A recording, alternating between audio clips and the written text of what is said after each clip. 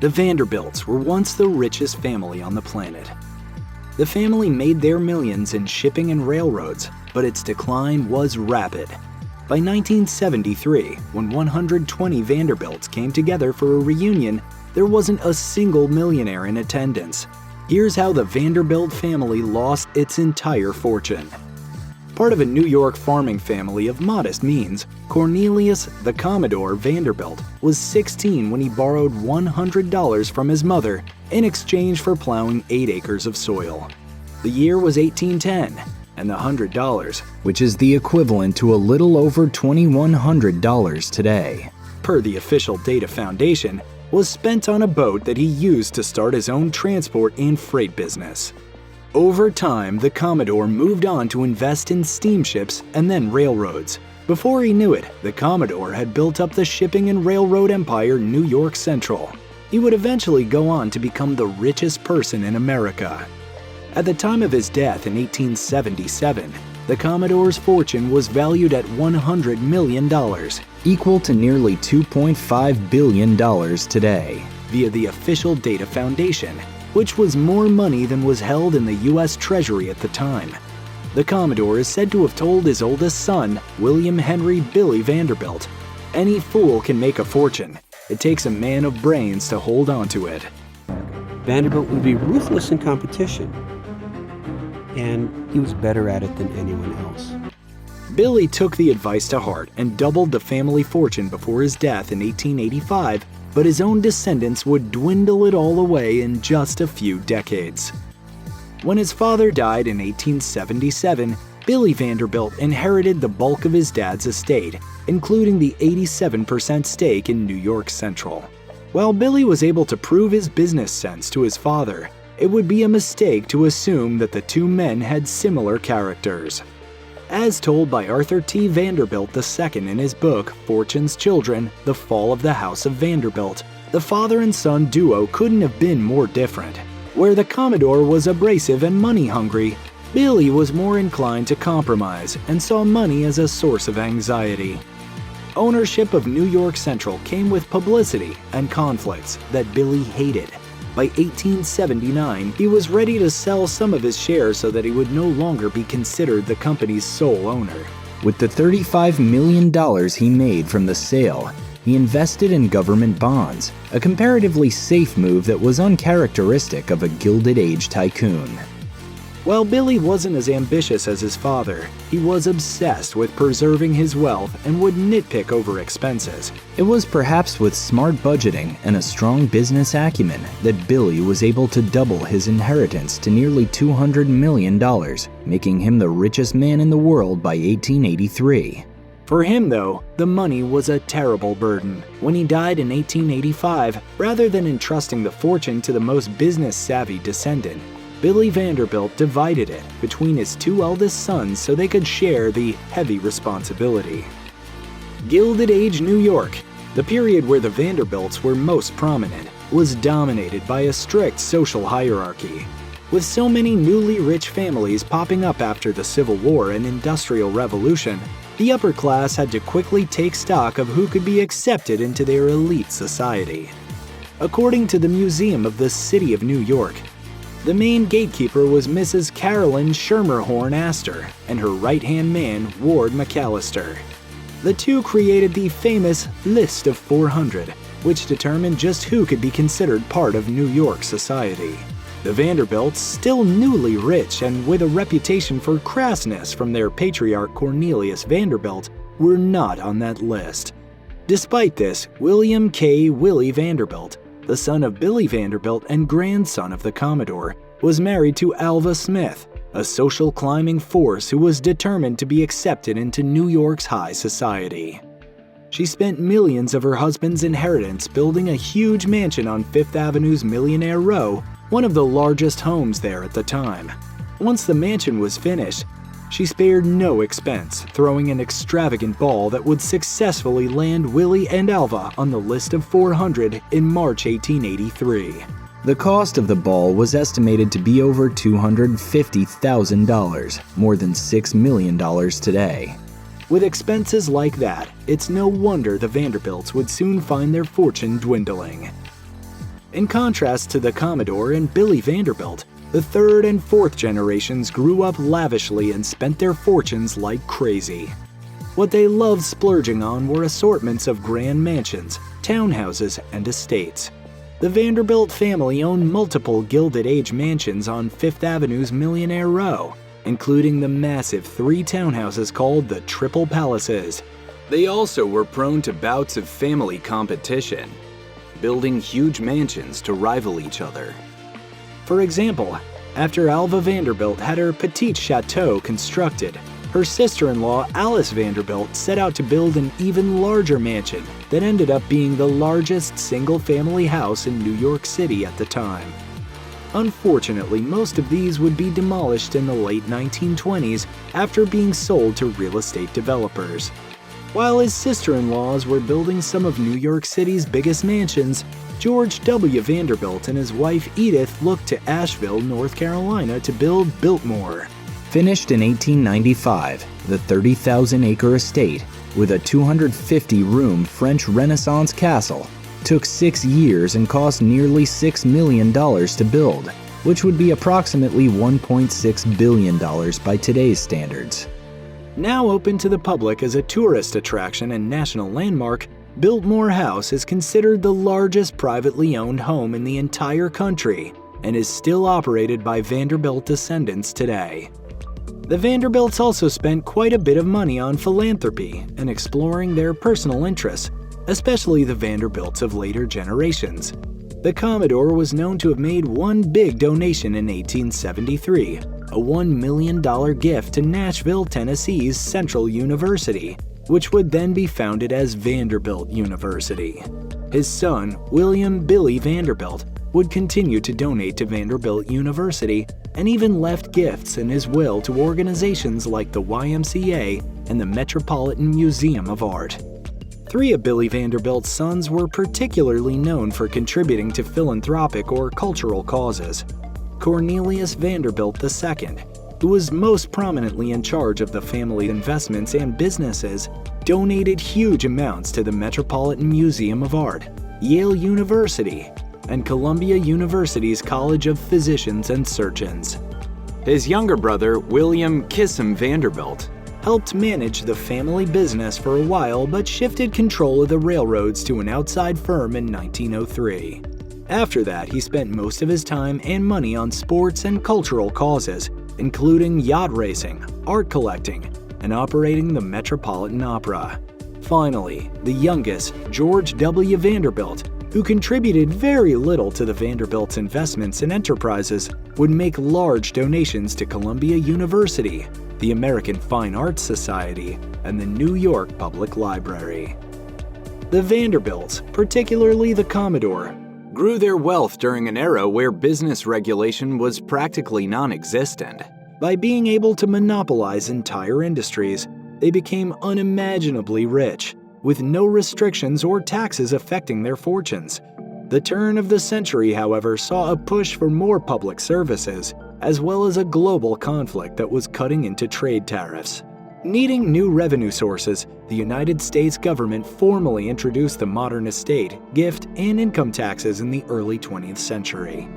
Suddenly, the Vanderbilts' fortunes and inheritances were cut, and their expensive lifestyles became harder to fund. To make matters worse, when the Great Depression hit, the Vanderbilts had to find different ways to maintain their lifestyles and huge estates. For example, they had to open Biltmore to the public in 1930 to increase area tourism and generate income to preserve the estate. While other wealthy families made it through this period just fine, the Vanderbilts' excessive spending and lack of zeal toward growing their family wealth meant that the taxes and depression affected them much more seriously. Alfred Gwynne Vanderbilt was the third son of Cornelius Vanderbilt II and the grandson of Billy Vanderbilt. When his father died of a cerebral hemorrhage, Alfred was the primary inheritor of his $72 million estate. Despite being the third eldest son, Alfred was thought to be the one who would best handle the family fortune. His oldest brother had died young, and his second eldest, Cornelius Vanderbilt III, had been disinherited after getting married without his parents' approval. Unfortunately, at the young age of 38, Alfred died as a passenger of the RMS Lusitania on May 7, 1915, when it was torpedoed and sunk by a German submarine during World War I.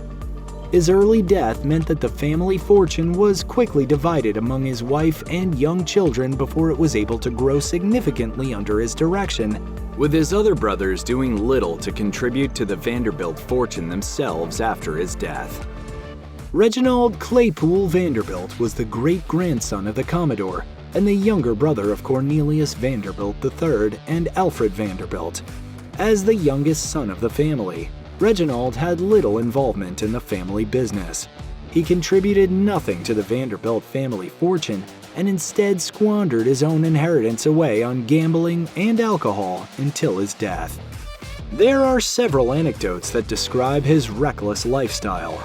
On his 21st birthday, the night he came into his $15.5 million inheritance, he lost $70,000 gambling.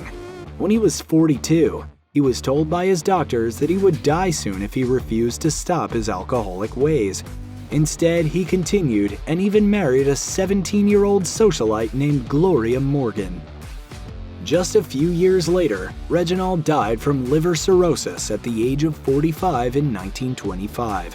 Having gambled away most of his inheritance, Reginald was broke and in debt, leaving behind a widow and baby daughter who would have to live off of the interest payments of the young girl's $5 million trust fund until she was 21. While the Vanderbilt fortune was being split among more and more descendants who loved to excessively spend their inheritances, the original source of their family's wealth, New York Central, began to decline in the first half of the 20th century. Peaking in the 1920s, the transport and freight industry began to slump in the 1930s. By the end of World War II, other modes of transportation began overtaking railroads. The family sold their shares in New York Central, and in 1954, Chesapeake and Ohio Railway's Robert Young took over. For the employees of the New York Central, it was the end of an era.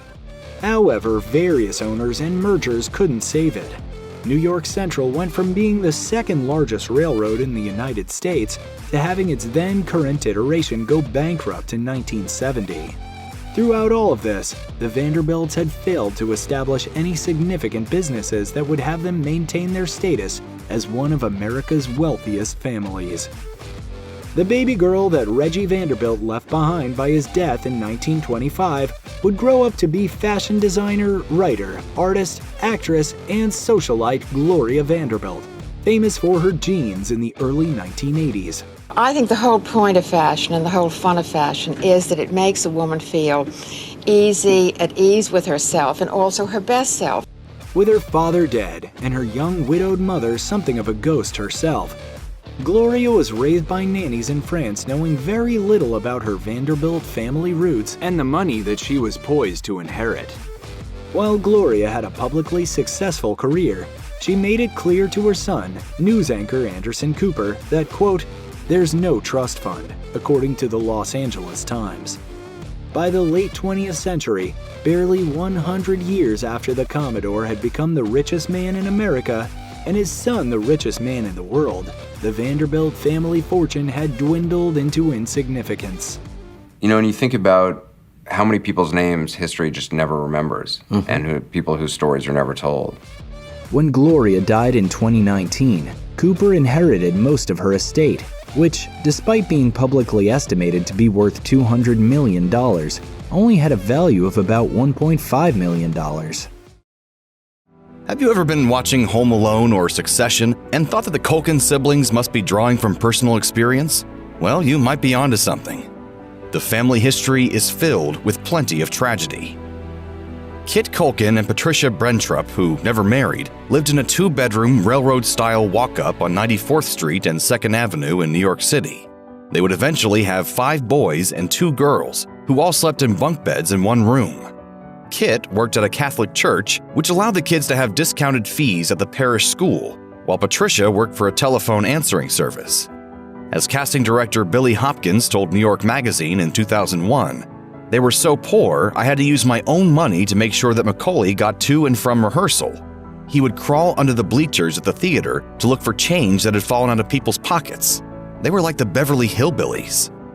Despite all that, Patricia worked hard to give the kids some semblance of a normal life, such as a Christmas tree and family dinners. That held everything together before Macaulay began earning millions as a child actor. Patricia recounted to The Telegraph in 1996, "We went through the hungry years, the struggling, and when we became successful, I thought we'd just sit back, enjoy it, and relax.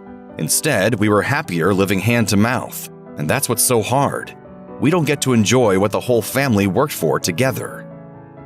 In his 2006 book, Junior, Macaulay Culkin wrote a letter to his dad that read in part, "Dear Father, it didn't have to be like this. We could have stayed poor. You showed me what it was like to be afraid. You hurt people a lot, you know. You made a lot of people cry. You made my mother cry." The picture wasn't much rosier when Macaulay told New York Magazine, "The one thing he taught me was how not to be, and how I don't want to be with my children. He was a bad guy." After Kit and Patricia Brentrup separated, she detailed his, quote, "reign of terror" in court affidavits, noting that he'd punched her while she was pregnant and given her bruises and black eyes. In general, the family was a lot happier when Kit was away. As Kieran Culkin recalled to Vanity Fair in 2018, sometime in the 90s, he went away and disappeared for 2-3 weeks, and the babysitter remarked to my mom, "You know what's funny is their father's been gone for 3 weeks, and not one of them has said, 'Hey, where's Dad?' Nobody cared, actually. My mom was the parent, so when he wasn't there, it was nicer and better." Kit Culkin was pushed toward child acting by his own stage mother, though his older sister, Bonnie Bedelia, reached a higher level of success. Once Kit had a family of his own, he needed money. His neighbor was a stage manager at the Ensemble Studio Theater who needed a child actor, and Macaulay was the right age and gender for the job, and he was essentially too young to say no. He latched onto this thing with Macaulay and took it for all it was worth and became very possessive. While filming The Good Son in 1993, a 12-year-old Macaulay decided that he needed a break. As he recalled to New York Magazine, "I just said to Kit, 'Listen, I'm really getting tired and I'm not at school as much as I'd like to be. I really need some time off.' He said, 'Yeah, sure,' and the next thing I knew, I was on the next set doing the next thing, and it just kind of clicked in my brain, okay, there's basically nothing I can do to make this stop." The following year, Macaulay decided to quit acting. Kit Culkin and Patricia Brentrup eventually separated after 20 years together. She brought a lawsuit against him for custody of their 7 children. He moved out of the family apartment but stayed in the building, renting a 1-bedroom apartment 9 floors above. Patricia ultimately received sole custody of their kids. Kit wasn't allowed visitation rights with his older children after the teenaged Macaulay and Kieran indicated that they didn't want to see him. During the custody suit, Macaulay finally learned that his net worth was around $50 million. As he recalled to New York Magazine, "My father would hide newspapers from me so I wouldn't read the stuff about him or find out how much I was making. I can understand why they did that. They didn't want me running off to my friends saying, 'I just made $8 million.'" As for Kieran, he told the Irish Times in 2003, his main concern was that he could be our manager. He was okay with losing custody if he could still be our manager. Following his parents' custody battle, Macaulay Culkin decided to seek control of his own finances. He learned how to read court papers when he was just 14, and he sued to remove his parents as his legal guardians. His $17 million fortune was ultimately placed in the hands of a family accountant until he turned 18. As he explained to Esquire in 2020, "It's always misconstrued that I emancipated myself from my parents. In 2020, I legally took my parents' names off of my trust fund and found an executor, someone who would look over my finances, just in case anyone wanted to stick their pinky in the pie." Macaulay's parents had taken the standard 15% management fee out of his paychecks, receiving a total of $7.5 million over 4 years. But their financial situation took a nosedive once he retired from acting. Part of Macaulay's motivation for the lawsuit was to win the ability to withdraw money to buy a new apartment for his mother and siblings and to pay their school and legal fees. On December 23, 1998, a fire started in the Culkin family's 19th floor apartment in South Park Tower on Manhattan's Upper West Side. The blaze began when paper ignited near a space heater. As it grew, Patricia Brentrup evacuated the building with her children, but she allegedly left the door to her apartment open, thereby unleashing the fire into the hallway and stairwell. The flames took over the stairwell and killed 4 people on the floors above. Patricia was subsequently met with an $80 million negligence lawsuit. Macaulay Culkin wasn't living in the apartment building at the time, but he was implicated by the media and sued for $113,000, though the case against him was ultimately dismissed. Patricia and her children then moved into the apartment that Macaulay shared with his then-wife, Rachel Miner. As Macaulay recalled to New York Magazine, it was a nice Christmas other than the fact that all their presents got burned, and their house. It made me feel good that we brought it all together and made it work. It was awful, of course. People died. It was awful. In September 2004, then 24-year-old Macaulay Culkin was pulled over in Oklahoma City. He was accompanied by a 22-year-old friend from New York in the driver's seat, who was driving 70 miles per hour in a 60-mile-per-hour speed limit zone, and had also made an improper lane change. During the traffic stop, police officers searched the car and found a bag containing marijuana and $3,000 in cash. They also found a cigarette box full of rolled joints, making for 17 grams altogether. Macaulay reportedly produced an additional bag of medication from his pocket, which contained 16 milligrams of prescription drugs intended to treat anxiety and seizures. He was arrested for possession of a controlled dangerous substance without a valid prescription and possession of marijuana, and briefly held in the Oklahoma County Jail. He was ultimately released once he paid his $4,000 bail. When Macaulay Culkin was just 9 years old, he got a call from pop star Michael Jackson, who invited the Culkin family to visit his California estate, Neverland Ranch. Neverland was every child's dream. It featured a private zoo, a Ferris wheel, a movie theater, a carousel, and go-karts. Macaulay began spending all of his vacations there and built a friendship with Jackson based on a shared understanding of childhood fame, arrested development, and pushy stage fathers who grew abusive. As Macaulay explained to New York Magazine, we had very similar experiences in childhood. It's not like I can just bump into people on the street and say, "Oh, you too?" It doesn't happen that often. Michael's still a kid. I'm still a kid. We're both going to be about 8 years old forever in some place because we never had a chance to be 8 when we actually were. That's kind of the beautiful and the cursed part of our lives. I was a peerless person. I was like nobody else in my Catholic school even had this much idea of what I was going through. Following the 1993 child molestation case raised against Jackson, Macaulay expressed regret at never speaking up and defending his friend. He got his chance during Jackson's 2005 trial. On the stand, he confirmed that he and his siblings would often sleep in the same bed with Jackson, but fully clothed with the door unlocked and their parents on site. He vehemently denied allegations from Neverland staff that Jackson had touched him inappropriately. In 2000, Kit Culkin's 30-year-old daughter, Jennifer Adamson, died of a drug overdose. That wouldn't be the last tragic death that would befall the Culkin family.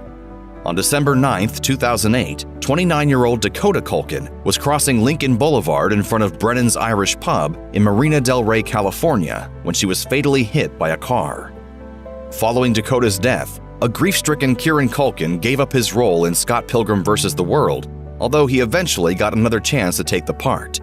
But before accepting, he warned director Edgar Wright that he dyed his hair green and gained weight from all the alcohol he'd been drinking since his sister's death. As Kieran recalled to The Hollywood Reporter in 2021, she was the funniest person in the family for sure and had a really dark sense of humor. Her death is the worst thing that's ever happened, and there's no sugarcoating that one. Each one of us handled it very differently. I think everyone was just torn up inside. It's always going to be devastating. I still weep about it out of nowhere. Following the trial in which Macaulay Culkin sought control of his finances in the mid-90s, Kit Culkin basically disappeared. But first, he stole all of Macaulay's movie memorabilia, including costumes and photos. As Macaulay explained to The Guardian in 2000, "What happened was that my father just was not around one day. He just upped and left without explaining himself to anyone." By disappearing, Kit was essentially walking out of Macaulay's life forever. During an interview with Larry King in 2004, Macaulay admitted, "I don't really have any desire to see him. People are like, 'Oh, isn't it sad that you don't see your father anymore?' And it's like, he's the only father I knew, and he wasn't like taking us to, baseball games or anything like that." By 2001, Kit was broke and living in a 2-bedroom condo in Arizona with his new partner, who told New York Magazine that he would sometimes shut himself in a room to watch his kids' movies. In 2014, he reportedly traveled to see Kieran in the Broadway play This Is Our Youth. It was the first time they'd seen each other in 17 years, and they reportedly haven't spoken since. In 2021, Kieran told The Hollywood Reporter, "Kim, I don't care." I thought about you. As for Kit, when he was asked about Macaulay by the Daily Mail in 2016, he responded, "I don't consider him a son anymore." The Hilton name is one of the most recognized in modern American history. It's attached to one of the most successful hotel chains in the world. But the family's history is fraught with greed, betrayal, and heartbreaking individual tales of tragedy, both headline-grabbing and secret. This is their story. Conrad Hilton was born on December 25, 1887, in the New Mexico Territory. According to the Herald-Democrat, his father, a Norwegian immigrant and small business owner, taught Conrad the ropes at a young age. By his mid-20s, Conrad was elected to the very first session of the state of New Mexico's House of Representatives when it joined the United States in 1912. After serving in the Army in World War I, he was able to purchase his first hotel in Cisco, Texas, and would eventually open others throughout the state. His dreams of a hotel chain were put on hold, however, when the Great Depression hit the country. Hilton went bankrupt and saw many of his hotels close in the 1930s. I remember one day that I borrowed $300 from one of my bellboys. Eddie Fowler was his name. He had more money than I did. After managing to expand and build back his hotel business throughout Texas in the early 1940s, he branched out to Los Angeles, and the Hilton Hotel Corporation was officially established in 1946. Hilton became known as quite the partier. He was known to drink to excess and to court multiple women at once, although his wife, Mary Adelaide Barron Hilton, apparently had some fidelity issues of her own. Conrad and Mary were married in 1925 and had 3 sons together. But Mary left him in 1934 for a local football coach she'd been having an affair with. Conrad began socializing with the rich and famous, which is how he met Hungarian beauty queen Zsa Zsa Gabor, whose long list of lovers include Sean Connery and Richard Burton. The two were married in 1942. The marriage only lasted 4 years. According to Vanity Fair, Gabor blamed their failed marriage on Conrad's guilt for divorcing his first wife and remarrying outside the Catholic Church. In truth, there were multiple reasons why their marriage may have failed, including both Conrad's and Gabor's wandering eyes, Conrad's drug problem, and his temper. I hear you're falling in love and not with me. How is that possible? Gabor later claimed that she and her stepson, Conrad Nicky Hilton Jr., had embarked upon a fleeting affair. Before their divorce, Conrad and Gabor had a daughter, Francesca, who was Gabor's only child. Sadly, Francesca Hilton's life was filled with tragedy, starting from her conception.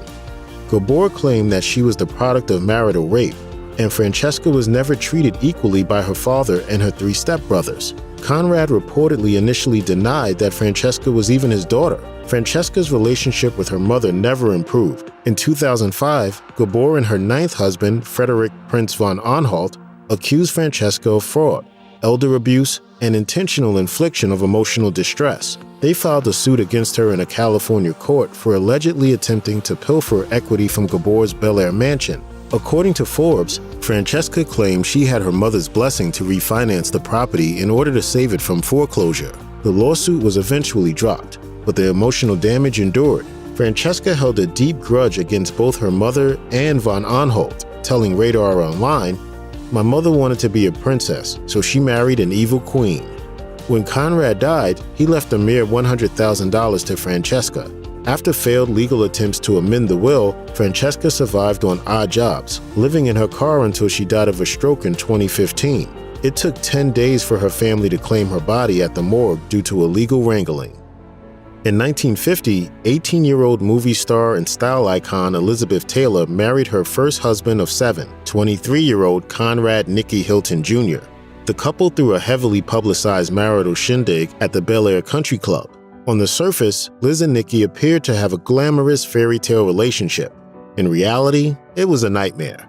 Taylor claimed that Nicky began drinking on their wedding night and never stopped. He also had problems with gambling, as well as a wandering eye. Taylor wrote in a 1965 memoir, The honeymoon in Europe lasted 2 weeks. I should say the marriage lasted for 2 weeks. Then came yours, sincerely, disillusionment, rude and brutal. After their honeymoon, Taylor left Nikki to stay with her mother. She later told the Santa Monica court that Nikki had been, quote, indifferent to me and used abusive language. She won a divorce on account of mental cruelty and refused any alimony. The high-profile marriage lasted less than a year. Nikki Hilton married Oklahoma oil heiress Patricia McClintock in 1958, and Liz Taylor married English actor Michael Wilding just a year after the divorce in 1952. When Conrad Hilton Sr. died in 1979, it was assumed that his 2 surviving sons would receive the bulk of his estate. Conrad Nicky Jr. had died at age 42 of cardiac arrest, but the second son, Baron, wasn't satisfied with the will and contested its provisions. Conrad Sr. was a devout Catholic and put a tremendous focus on philanthropy. In his will, it appeared that, quote, charity, not his children, were to receive the bulk of his multi-million-dollar estate, according to New York Times writer Marcia Chambers. His charity, the Conrad N. Hilton Foundation, would hold control of his hotel empire. Barron maintained, however, that under a provision in his father's will, he, and not the Hilton Foundation, was entitled to the 27.4% block of stock. He sued his father's foundation in 1983, claiming he should be legally able to purchase the stock for $165 million. The judge ruled in Barron's favor, but the Catholic Sisters of Conrad's public foundation were not pleased. They also took Barron to court, and the foundation's chief lawyer, Andrew N. Garb, stated that they would be, quote, opposing the sisters in this litigation. Barron would ultimately receive control of 34% of Hilton shares and became chairman and CEO of the family business. Barron would continue to act as CEO of Hilton Hotels Corporation for 30 years. He was also the founder of the NFL's Los Angeles Chargers. When he passed away at the age of 91 in 2019, one would think Barron's will would have different priorities than his father's, considering his initial contestation of that big slice of charity pie he successfully took back. In 2007, Barron oversaw the sale of Hilton Hotels to the Blackstone Group for $20 billion. But in a controversial move shortly before his death, Barron decided to fulfill his father's original wishes for the Hilton Foundation, leaving only 3% of his wealth to his 8 children and 15 grandchildren. How much exactly is that wealth? According to Bloomberg, Barron's net worth was $1.25 billion.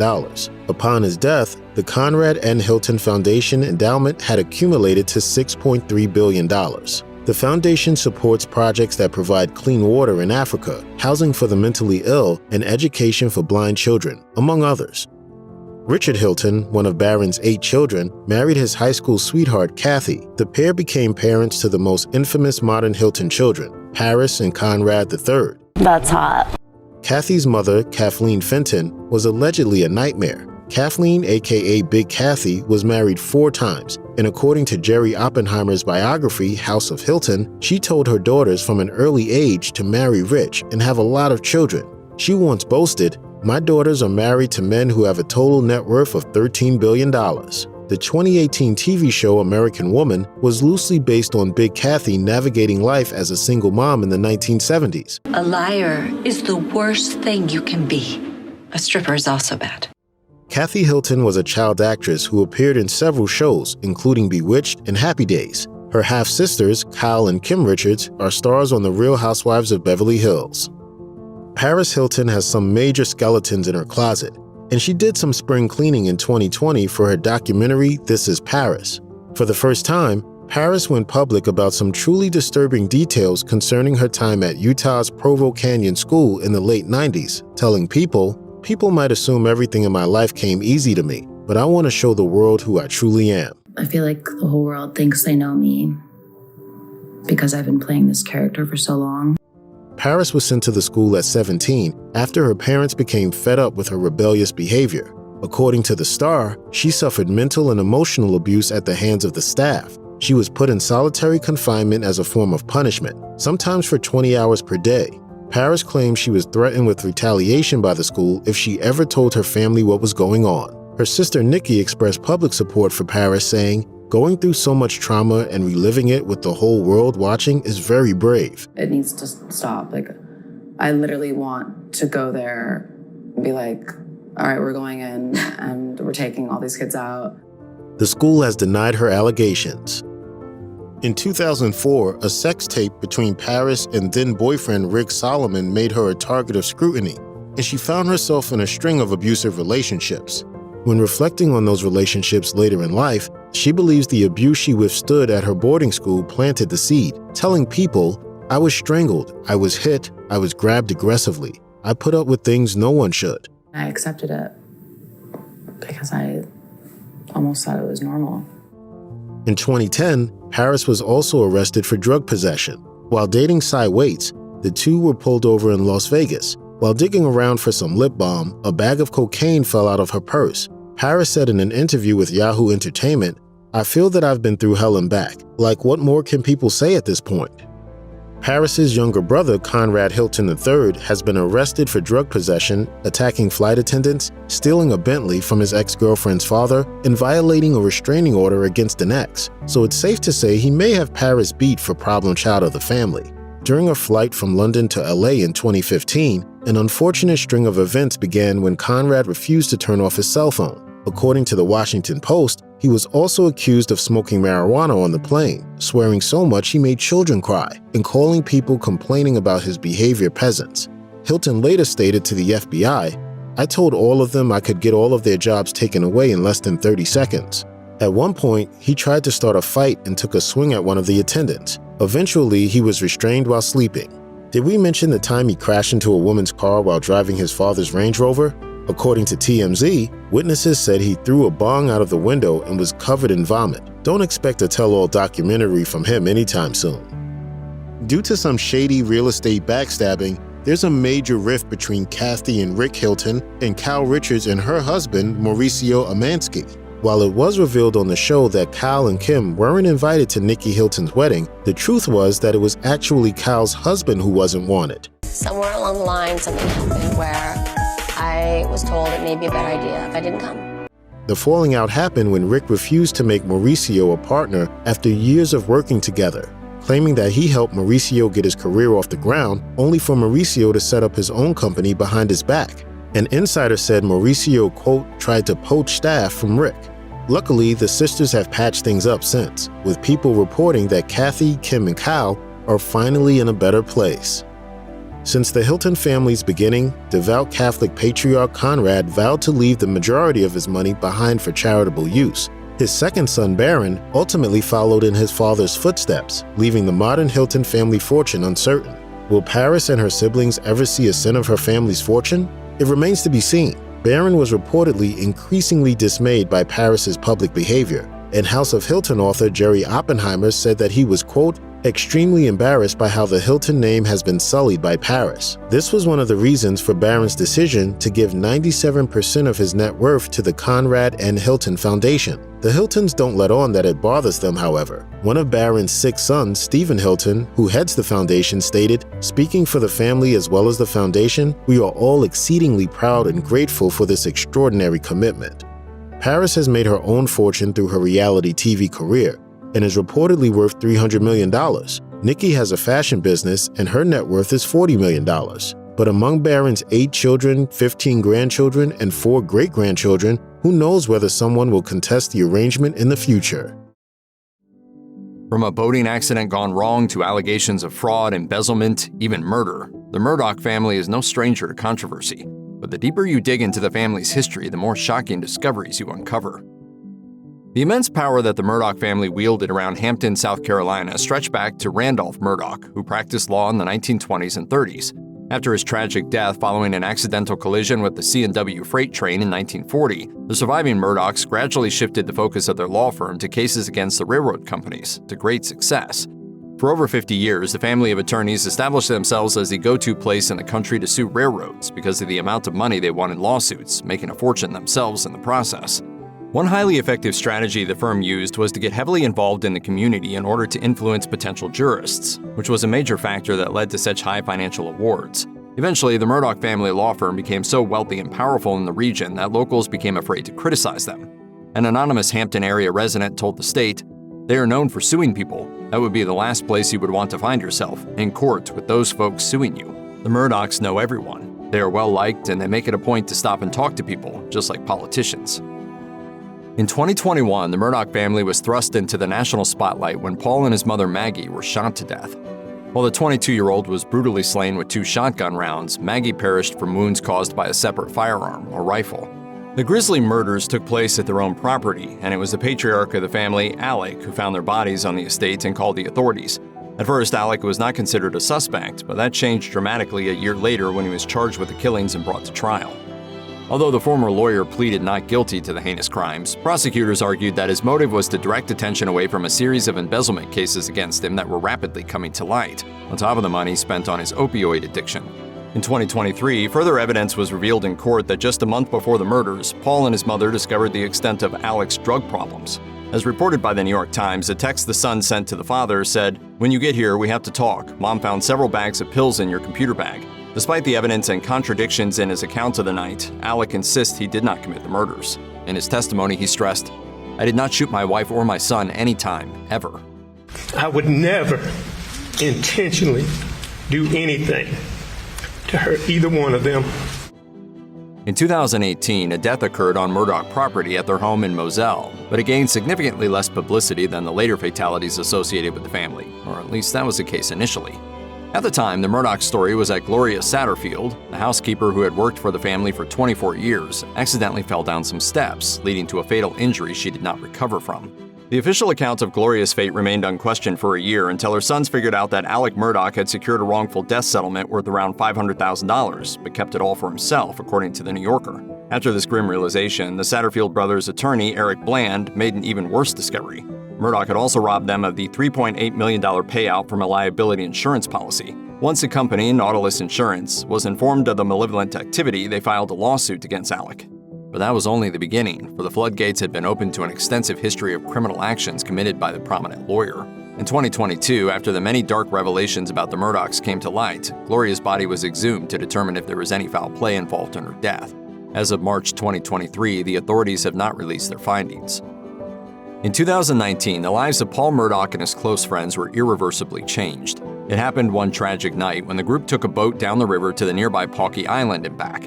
Among the 6 passengers on the Murdaugh vessel were Paul's girlfriend, Morgan Dowdy, his best friend, Anthony Cook, and the latter's girlfriend, Mallory Beach. The group not only started drinking beforehand, but continued to do so throughout the trip, even making a stop at a waterfront bar as well. Even though Paul was the most intoxicated of them all, he refused to let anyone else drive his boat. It was later found that his blood alcohol level was over 3 times the limit. The situation then deteriorated further as the youngest Murdaugh focused more on screaming at Morgan in a heated argument than steering the vessel. With no one at the wheel, the boat collided with Archer's Creek Bridge at an extremely dangerous speed, causing Mallory to be thrown overboard and later die in the water. When first responders arrived, they desperately searched for Mallory, but it would take over a week until she was found. That terrible night, as Anthony anxiously awaited, he was absolutely furious with Paul. Deputy Sheriff Stephen Domino told 48 Hours, "He actually tried to rush through me to get to Paul because I guess he saw him smiling." Paul was eventually charged with 3 felony counts for his actions, but died before the trial could begin. On top of being on trial for the murders of his son and wife, Alec has also faced a whirlwind of charges regarding rampant embezzlement over several years. In 2021, his severe downfall began once he was forced to leave his own family's law firm because of missing funds he was linked to that amounted to hundreds of thousands of dollars. Alec was then later disbarred as the counts of his alleged criminality rapidly increased to around 90 charges by the following year, as reported by the Associated Press. According to prosecutors, the disgraced attorney may have stolen at least $8.5 million in total. The theft of such a large sum of money is not even nearly as disturbing as the ways Alec potentially seized the cash and who he took it from. The victims were often clients who already struggled financially before experiencing a tragic injury or death in the family, and then he used various methods to steal the funds won in court settlements from them. In 2021, only 3 months after Paul and Maggie Murdaugh were brutally slain, Alec made an outrageous attempt to resolve his terrible situation on his own terms, but failed miserably. Based on the belief that his one surviving son, Buster, would not receive a payout from his $10 million life insurance policy if he took his own life, Alec devised a plot for a former associate to do it for him instead, as reported by the BBC. In an attempt to make it appear as if Alec was attacked, he hired Curtis Edward Smith to shoot him with a gun while Alec pretended to change a tire on the side of the road. However, the planned attack resulted in only a minor head wound for Alec, and shortly thereafter the scheme unraveled. Within a month, both men were indicted for conspiracy. I didn't shoot him. Are you innocent of everything? I'm innocent. If I'd have shot him, he'd have been dead. He's alive. Alec Murdaugh's flawed attempt to have an associate kill him was not only unsuccessful, but also set off another avalanche of legal trouble for the disbarred lawyer. After both he and his accomplice, Curtis Edward Smith, were indicted, it was revealed that the two allegedly had a long history of working together in drug-related crimes. Stretching all the way back to 2013, there is evidence that Alec and Smith likely engaged in the drug trafficking of oxycodone in more than one county of South Carolina. Throughout the period in question, Alec wrote hundreds of sketchy checks to Smith, which added up to the insane amount of $2.4 million per the Daily Beast. The indictment went into further detail to explain the illegal activity and said, Murdaugh drew the checks on accounts under his control at multiple banks and made the checks payable to various versions of Smith's name, as well as to close associates of Smith. In some instances, Smith forged the endorsement of his close associates without their knowledge or consent, then endorsed the checks himself. Before the horrible death of Mallory Beach due to Paul Murdaugh's actions, the worst aspect known to the public about him was his cruel treatment of his girlfriend, Morgan Dowdy. In the docuseries Murdaugh Murders: A Southern Scandal, Morgan went into gruesome detail about Paul's abusive behavior. Murdaugh was not only a cruel partner with words, but he even got physically violent with her sometimes as well, especially after drinking heavily. Unsurprisingly, this very dark side of him showed itself right before the devastating boat crash when he slapped and spit on Morgan during a fight. Nor was that the first time Paul had abused Morgan. There were previous moments that were glaring red flags for her to leave him, with one of the most extreme instances occurring after the family celebrated Buster Murdaugh's graduation. When recalling the frightening experience, she cried and said, "We were staying at a hotel. He had been so intoxicated. We finally got into bed and for some reason Paul kept kicking me. I yelled at him and then he got on top of me and I just remember him screaming, 'I told you to shut up.' He was holding down my throat." In the first episode of the Netflix docuseries Murdaugh Murders: A Southern Scandal, Morgan Dowdy provided a shocking revelation about the Murdaugh parents and said, "They were okay with us drinking. They always get us alcohol." She went into further detail to describe how Alec Murdaugh not only gave out hard liquor to Paul and his friends from his office at the law firm, but there was also plenty of it stocked up and available in their home as well. This allegedly all began as early as their freshman year in high school for the teens. Maggie Murdaugh also did not seem to care about the excessive drinking when Morgan tried to talk to her out of concern for Paul. On the other hand, Morgan's father, Bill, strongly disapproved of that sort of behavior, but was not aware of how bad it had gotten at the time. Years later, he came to the chilling conclusion that Paul must have lived through a terrible experience and said, "You drink like that to escape something." Those who knew Paul Murdaugh most intimately were well aware that he had a dark side, which became far more apparent when he drank heavily. In fact, the youngest Murdaugh behaved so differently and frighteningly strange at times that his best mates even came up with the name Timmy for his intoxicated alter ego. In their testimony, one member in his circle of friends gave a brief glimpse of how they all reacted around Paul when he was too inebriated and said, according to the New Yorker, "When they can tell he's drunk, somebody will say, 'All right, here comes Timmy, we got to go.'" Clearly, no one wanted to be around Paul when he was in that state of mind, which makes the fatal boat crash in 2019 even more disturbing since there was no safe way to escape from him before it became too late. Ties to the Kremlin, cannibalism, getting away with murder. The Hammer family's unraveling began with leaked texts, but that was just the beginning. Starting out, the public's scourging of actor Armie Hammer mostly focused on his uncomfortable sexual fetishes and how it tarnished his Ken doll image. But the accusations grew darker. Women alleged that he was abusive and manipulative. Vanity Fair reported that one woman said he carved his initials into her pelvis, and another woman said she felt scared by him. His career began to deteriorate. He was replaced on a Jennifer Lopez-led romantic comedy, forced out of a Paramount Plus series about the making of The Godfather, and the producers of the already shot Death on the Nile had trouble promoting the film and working around Hammer's scenes, according to IndieWire. But the story didn't start there. News of his dysfunctional family has come to light in the months since, leading to the conclusion that Armie learned his misbehavior from somewhere. Heading the exposure of her family's secrets and corruption is Casey Hammer, Armie's estranged aunt, in the upcoming Discovery Plus series, House of Hammer. My name is Casey Hammer, and I'm about to reveal the dark, twisted secrets of the Hammer family. The Hammer family's roots in America are traced back to Julius Hammer, an immigrant from Russia who ran a business called Allied Drug in New York. Julius Hammer named his son Armand after the Arm & Hammer symbol of the Socialist Labor Party. He was a founder of the American Communist Labor Party and one of the major reasons why Armand later rubbed elbows with Vladimir Lenin and Leonid Brezhnev, according to the New York Times. Julius helped the Soviet Union procure necessary supplies from the United States in light of embargoes. When he was arrested for performing an abortion in which the patient later died, Armand took over and became the first in command.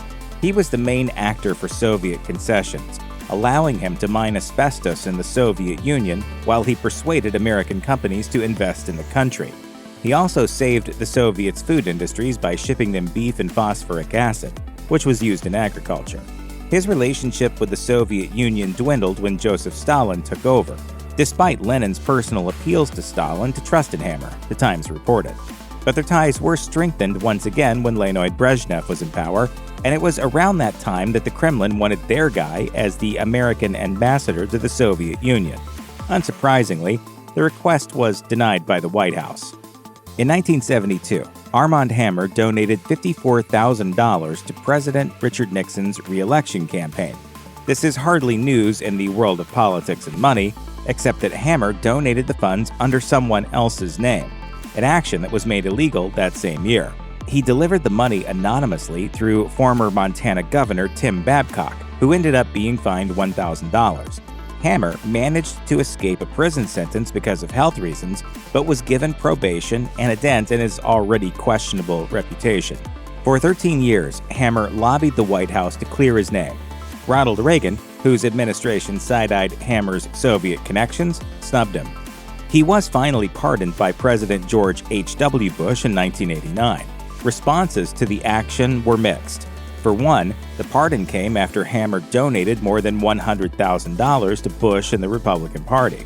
But it also didn't help that Hammer's crime was embedded in one of the most infamous crimes in American politics, Watergate. His resignation as the 37th President of the United States takes effect at noon today. According to the New York Times, Hammer's unfortunately timed donation came at a fortunate time for the Nixon campaign, and it's safe to assume the money was used towards the DNC break-in.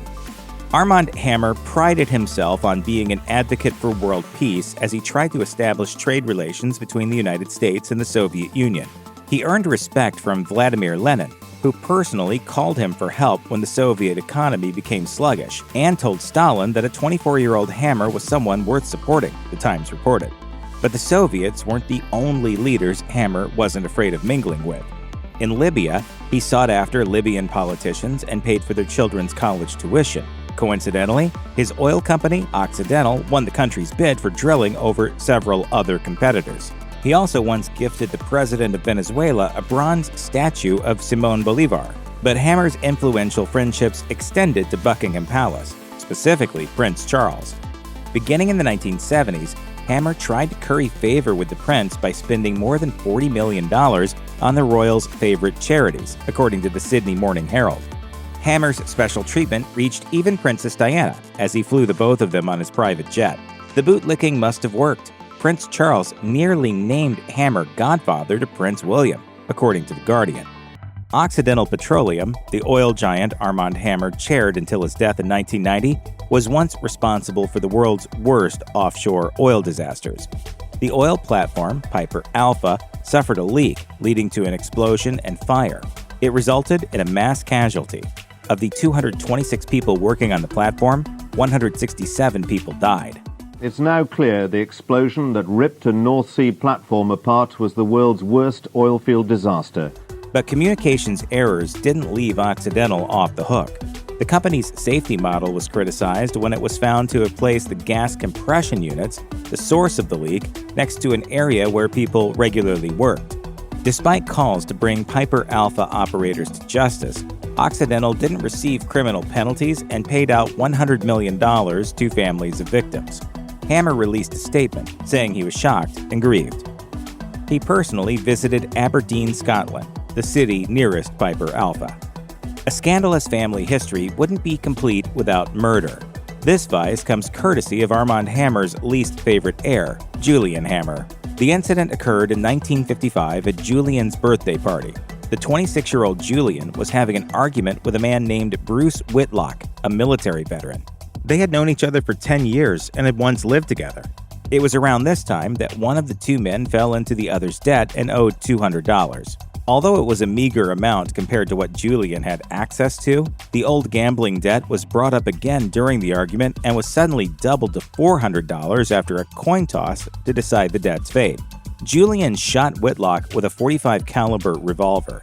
He told police it was done in self-defense after Whitlock threatened him with a beer bottle. He cited inappropriate behavior toward his wife as another provocation. Julian was charged and arraigned, but he didn't need to worry long.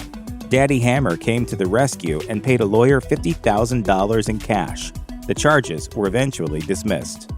The scene at Armand Hammer's will reading was like something out of Succession combined with Knives Out. Many hapless members of the Hammer family trickled into a Los Angeles lawyer's office, thinking that the Hammer patriarch left them millions of dollars. After all, shortly before his death, he had an estimated net worth of $180 million. But when the will was finally read, all hell broke loose. Armand only left behind $40 million and shortchanged many members of his family, friends, and charities. The lawsuits flew in, more than 100 of them. They weren't just from spurned family members. They were also from companies and foundations who never received payments for their services. And Armand's mistress, Hillary Gibson, learned she received nothing after 10 years of fulfilling his strange demands. She traveled all the way to Switzerland to snatch documentation that proved Armand's previous promises to her and used it against the Armand estate in her lawsuit. Armand Hammer had been running the historic New York Knoedler Gallery since 1971, and when he died in 1990, Michael Hammer took over. But after one client, hedge fund manager Pierre Lagrange, found that he couldn't resell his Jackson Pollock painting at an auction house, he sued the gallery.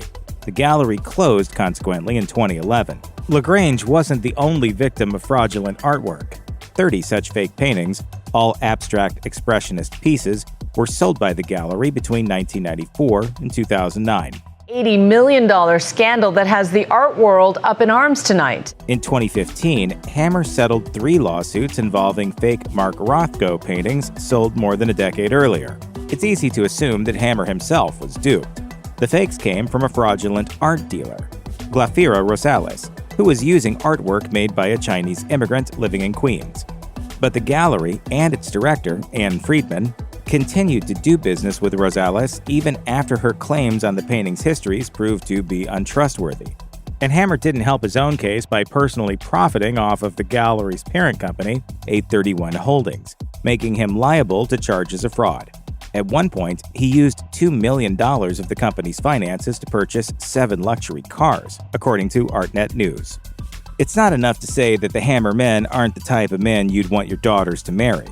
Some of the actions Armand, Julian, and Armie have committed border on being abusive, or are just plain abusive. Armand Hammer was a serial philanderer and had several mistresses and illegitimate children who came out of the woodwork to claim inheritances, according to the Washington Post. Armand made promises he didn't keep, and they were left without a penny. One of his mistresses, Hillary Gibson, had to change her identity for him and was forced to perform sexual acts she found degrading, Vanity Fair reported. His son, Julian Hammer, was accused by his own daughter of sexually abusing her. In her book, Surviving My Birthright, Casey Hammer also alleges that he mistreated various members of the family. And then there was Armie Hammer.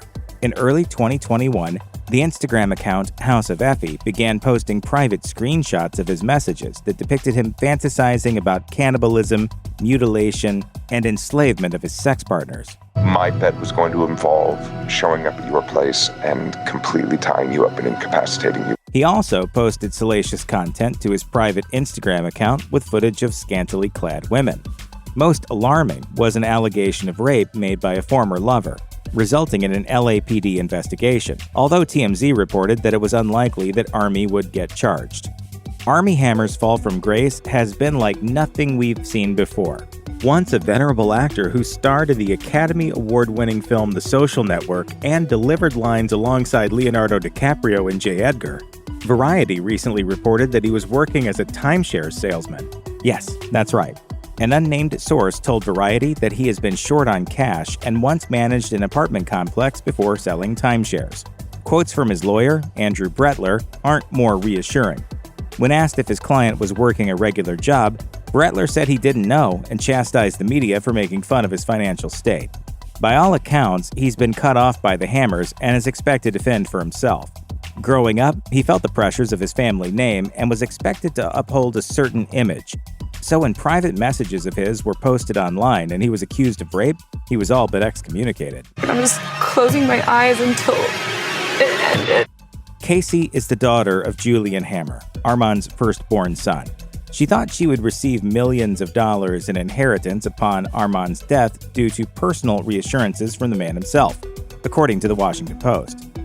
But when the moment came, Casey saw only $250,000, while her father was equally snubbed. She sued her brother, Michael, who now controlled the estate, and settled for an estimated $1.4 million, while her grandfather's mistress received nearly 4 times her settlement in another lawsuit. Casey works as a kitchen designer in a Home Depot, according to Vanity Fair. She was able to stretch out the $1.4 million over the course of 18 years and now struggles for money. But lately, she has come out in public to speak about her dysfunctional family and its various transgressions. In her 2015 book, Surviving My Birthright, she accused her father of sexually assaulting her. And in 2021, she signed a deal with a production company to shed light on her family's drama and abuse for the upcoming documentary multi-episode series, House of Hammer. Even after Elvis Presley's untimely death in 1977, the public was still fascinated with both him and his family, and the Presleys have been through a lot. This is the tragic real-life story of the Presley family.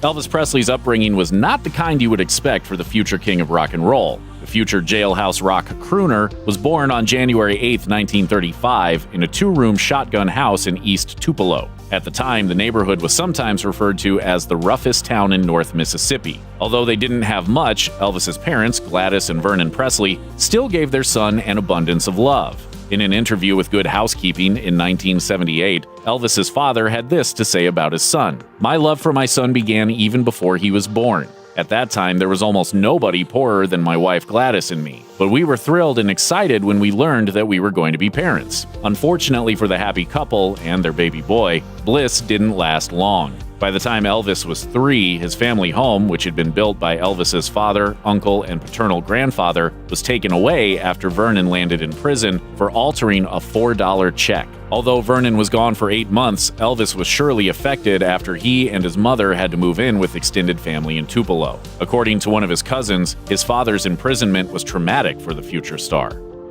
Elvis Presley wasn't an only child. In fact, he actually had an identical twin brother. His brother, Jesse Garin, came into the world about 35 minutes before the future crooner, yet, unfortunately, he was stillborn. The next day, Jesse Garin was laid to rest in an unmarked grave at the family's plot in Tupelo's Priceville Cemetery. Elvis would go on to talk about his brother throughout his career, and as Peter Whitmer, author of the 1996 psychological biography The Inner Elvis, explains, the singer's mother always thought that Jesse's death was the crucible that forged her son's destiny to do great things. Nevertheless, losing Jesse still affected the king deeply.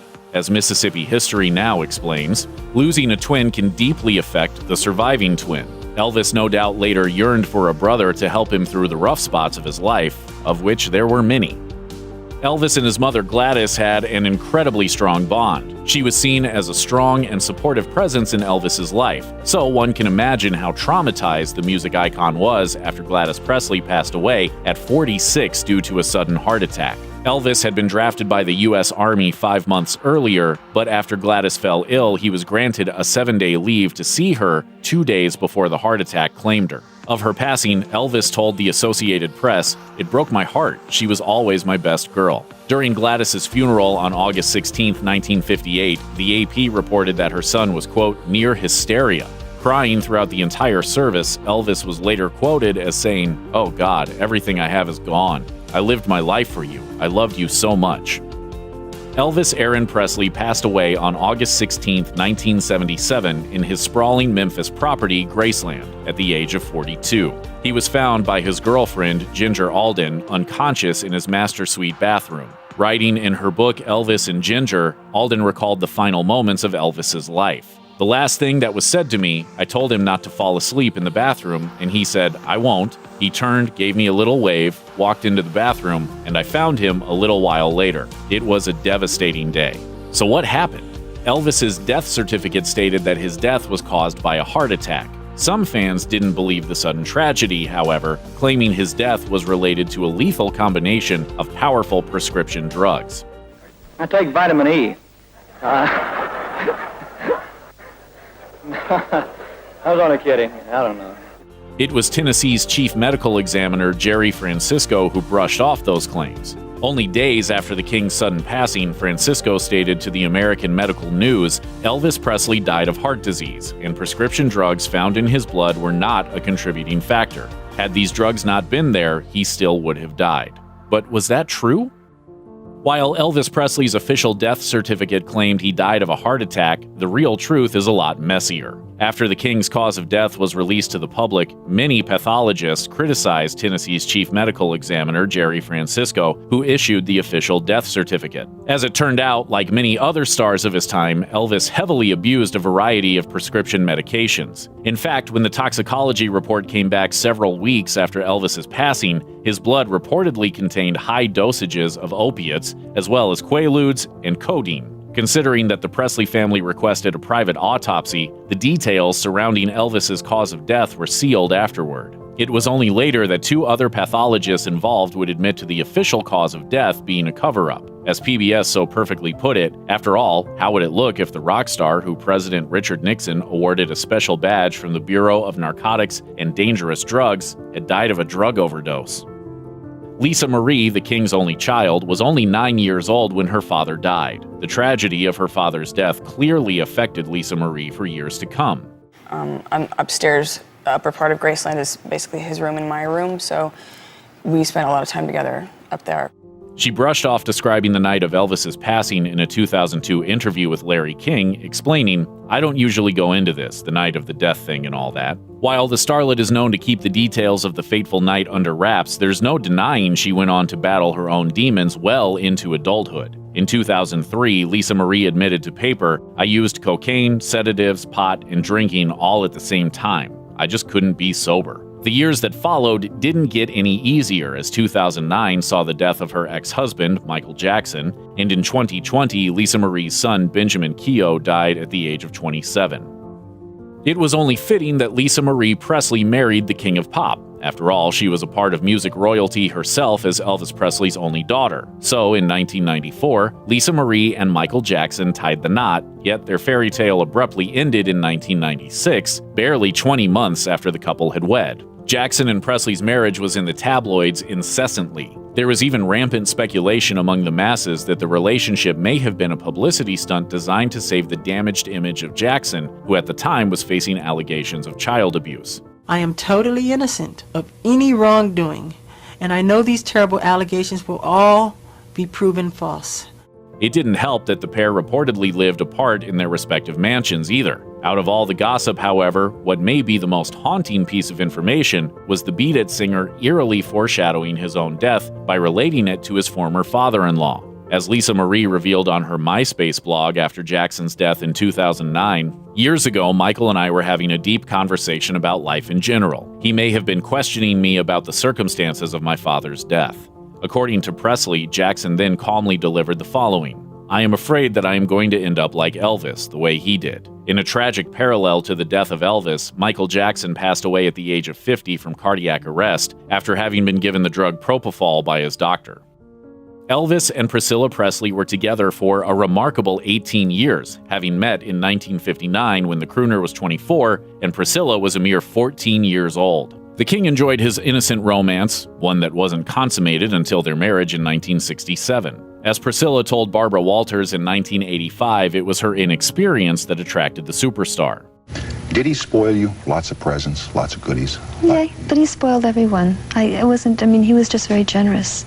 Sure enough, as Priscilla wrote in a piece penned for People, she was molded into being his perfect woman. Priscilla explained in the piece, "I wore the clothes, hairstyle, and makeup of his careful choosing." However, although she was suddenly surrounded by glitz and glam, Elvis and Priscilla grew apart due to his touring, growing pill addiction, and casual encounters with other women while on the road. As Priscilla told People in 1978, "He had to be happy. My problems were secondary. I wanted to grow." She asked for a divorce in 1972 and finalized it a year later at the age of 28. The pair remained friends up until Elvis's untimely passing. In a 1977 interview with Closer Weekly, Priscilla had this to say about the death of her former husband: "It's like the world stood still. I just couldn't believe my ears. Not him. It's still hard."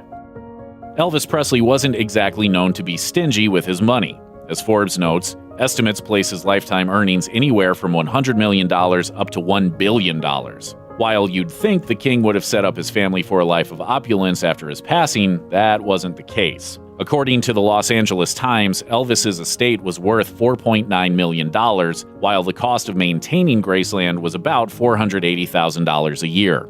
Most of that money for the mansion's upkeep went to taxes, insurance, and 24-hour security for Elvis's gravesite. If that wasn't enough, most of the royalties from Elvis's songs went to RCA, not his estate. Bluntly put, without Elvis being alive to tour, make appearances, or star in movies, the family found themselves in trouble. Thankfully for the Presleys, the singer's ex-wife Priscilla stepped in, turning Graceland into a tourist attraction, and the property was worth over $75 million by 1989. In 1993, Priscilla's daughter, Lisa Marie, turned 25, at which point she became eligible to directly inherit the money per Elvis's will. Money woes plagued Lisa Marie, however, and within 10 years, she claimed $100 million was gone. Instead, she had a mere $14,000 in cash and owed millions in back taxes and credit card debt, according to Forbes. Yet again, Priscilla came to the rescue, selling her own Los Angeles mansion to help her daughter with her crippling debt.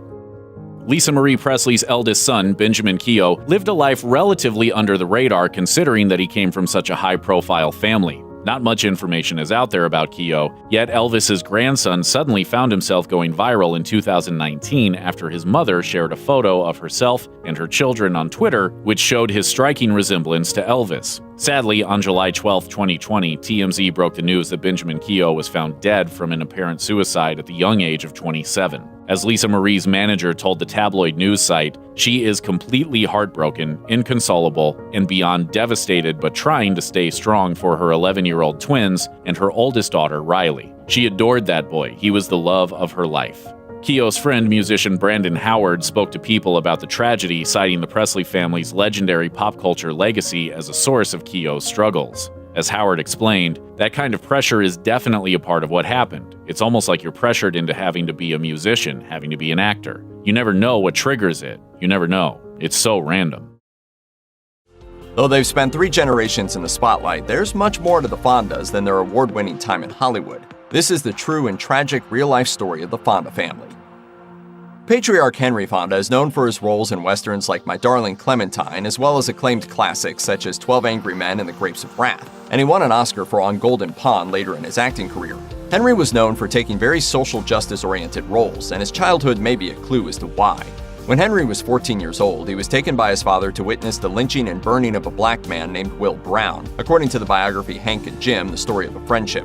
Fonda's father was a salesman, and he grew up in a liberal Democrat household in the middle of the American heartland in Omaha, Nebraska. The intense incident Henry's father exposed him to at such a young age influenced his disdain for violence and instilled a sense of duty in him to assist in fighting social injustice. Henry's films reflect his values. In the Oxbow Incident, a film that came out in the midst of World War II, his character even witnesses a lynching. Fonda was also known for taking roles for admirable reasons, regardless of the likelihood of box office success. Sometimes he would even have to front some of his own funds to get the films made, including for 12 Angry Men. Fonda was known for being a rather serious person and not always easy to get along with, which is often reflected in his career. Frances Ford Seymour was a Canadian socialite from an aristocratic family. She was a distant relative of the third wife of King Henry VIII, Jane Seymour, whom daughter Jane Fonda was named after. Before she joined the Fonda family, Seymour was a widow raising her own daughter, little Frances. After being married to Henry Fonda for 13 years, Frances found herself part of a fraught existence. She suffered from debilitating mental illness, and their marriage was on the rocks as Henry requested a divorce so he could marry a woman 23 years his junior.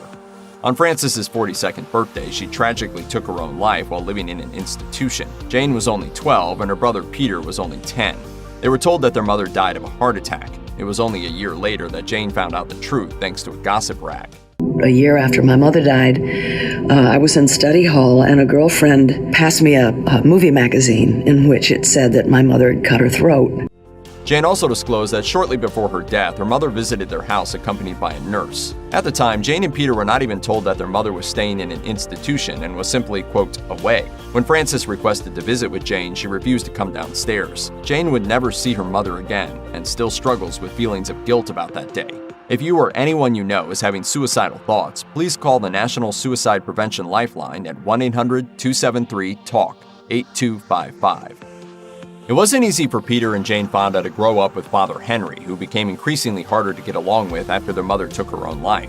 The children were stuck relying on their stepmothers for warmth.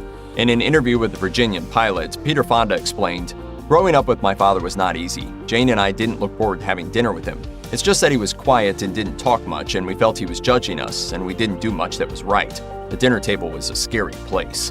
In a Q&A session with the British Film Institute, Peter explained that his father had difficulty understanding his own choices as an actor and wasn't shy about saying so. Peter also added that because Henry grew up in a Christian Scientist household, they were raised to believe that any pain could be fixed by prayer alone and that crying was, quote, not acceptable. According to his children, Henry was also very shy and he was afraid to convey strong emotion off screen. So they both went through what is recognized and called classic rebellion. And I like to think that I was smart enough to recognize it for what it was. Henry and Peter had a fraught father-son relationship, and Henry could be abusive. Peter was sent to boarding school when he was only 6 years old, so he didn't see his father often in his youth. One of Peter's first memories of his father is when Henry had just come back from serving in World War II. In his 1998 book, Don't Tell Dad, a memoir, Peter recalls making his way to his father's dressing room, where he found a box of candies and took one. "I made it into my bathroom, locking the door, but then Dad kicked the door in. He picked me up by my small, terrified neck and carried me into my bedroom, giving me the spanking of my life." Like Jane, Peter also recalls being lied to about his mother's cause of death, and he wouldn't learn the truth of her suicide until years later. After she passed, Peter wrote in his memoir that, quote, "No one ever talked about Mom." Jane and Henry Fonda's relationship didn't fare much better and left her with long-lasting psychological damage. Jane revealed in an interview with Harper's Bazaar that her father embedded unhealthy beauty expectations in his daughter. As she put it, "I was taught by my father that how I looked was all that mattered, frankly. He was a good man and I was mad for him, but he sent messages to me that fathers should not send. Unless you look perfect, you're not going to be loved." She also revealed later in life that she had been molested as a child, raped in adulthood, and fired from a job because she wouldn't sleep with her boss. Jane admitted that out of sheer insecurity and a lack of sense of self, she was too afraid to say no to anybody. She suffered from bulimia well into her 30s, saying that she mostly survived on cigarettes, coffee, and strawberry yogurt. In Jane's case, pain was beauty. Following in her father's rocky marital footsteps, Jane Fonda was married and divorced 3 times. Her relationships were dysfunctional, and Jane revealed later that they were at times abusive and unfaithful. Jane admitted that she was lost and didn't know who she was when she married her first husband, director Roger Vadim, in 1965. They divorced after 8 years of marriage. Vadim didn't believe in monogamy, and Jane later admitted to feeling pressured into a threesome with a call girl and the French director. Vadim also had a gambling problem, which often left Jane picking up the financial pieces. In a drastic change of direction, Jane married Vietnam anti-war activist Tom Hayden within the same year as her divorce from Roger. His influence was somewhat responsible for amping up her activism work, which would later get her into legal trouble. They were married for 17 years, but Jane later admitted that Hayden was a womanizer and controlling. Her third and last marriage to billionaire and CNN founder Ted Turner didn't fare much better. According to The Telegraph, Jane got physically abusive with Ted, hitting him in the head with a telephone after finding out he cheated on her only a month after they were married. Peter Fonda's image became the polar opposite of his father's. Henry Fonda's movie star persona was the wholesome all-American with a conscience, but Peter wanted to be free of his father's shadow in the midst of the 60s beatnik movement. His starring role in Easy Rider was the turning point in his career, but reality and fiction had already become blurred for Peter as he leaned into the hippie counterculture. He would even be turned away from multiple roles because of his recreational drug use. Peter was arrested for marijuana possession in 1966, the same year he protested for the rights of young people in a riot on the Sunset Strip. After that incident, he became involved in politics and environmental issues, much like his sister Jane. Peter opened up later in life about having post-traumatic stress disorder from a very young age. As he told the Los Angeles Times, "I knew I was nuts. I had no idea how to deal with it, and it was getting in my way. In 2004, I found what was wrong. I had never heard the term PTSD. That's what I suffered since I was 6 years old." Jane Fonda is just as famous for her activism as she is for her film roles. Known for her work with the Black Panther Party and Native American rights organizations, she spent a night in jail in 1970 for protesting the Vietnam War, and was later nicknamed Hanoi Jane after the formation of the Free Army Tour, an anti-war military tour created to counter Bob Hope's USO tour. She was officially arrested on drug charges, but it was later revealed that President Nixon had manipulated the situation due to his discontent with her anti-war messaging. As it turns out, the FBI and CIA had been surveilling Jane, and the NSA was tapping her calls, according to the Washington Post. She received the infamous Hanoi Jane title in 1972 when Fonda toured North Vietnam, where she spoke against the U.S. military's policy in Vietnam and begged pilots to stop bombing non-military targets on numerous radio programs. During the trip, a photograph captured a moment of Jane sitting on an anti-aircraft gun in Hanoi, which became quite a PR problem for the actress back home and continues to haunt her through veterans' protests even today. Jane has since apologized for the photo. I will go to my grave regretting the fact that I was photographed sitting on an anti-aircraft gun. Some American lawmakers, as well as the veterans of foreign wars, saw her actions as treasonous and sought retaliation against her. But many Americans agreed with her activism, and some veterans even respected her stance, even if they didn't agree with it. Jane Fonda's daughter, Vanessa Vadim, with first husband Roger Vadim, came at a tough time in her adult life, and she struggled with postpartum depression. The two didn't have a very warm mother-daughter relationship until later in life when they bonded over climate activism. I felt like I was the bad mother, and I was terrified. Jane was arrested again during the weekly 2020 environmental strikes outside the Capitol. Jane committed to showing up for the Washington, D.C. Fire Drill Friday protests, using her celebrity to call attention to the important issue and become a fixture of the effort. Vanessa met up with her mother after she was released from a night in jail. As Jane told the press, "When I came out of jail, I didn't know she was going to be there, and we just looked at each other and burst into tears." Jane attributes much of her activist work to her father, as she explained in an interview with The Guardian. "As I was growing up, he was making films like 12 Angry Men and The Grapes of Wrath, playing characters who spoke up for justice, who fought for the underdog. I knew he loved these characters, and I wanted him to love me. He used acting as a mask behind which to hide his emotions. He abhorred anything that showed his vulnerability."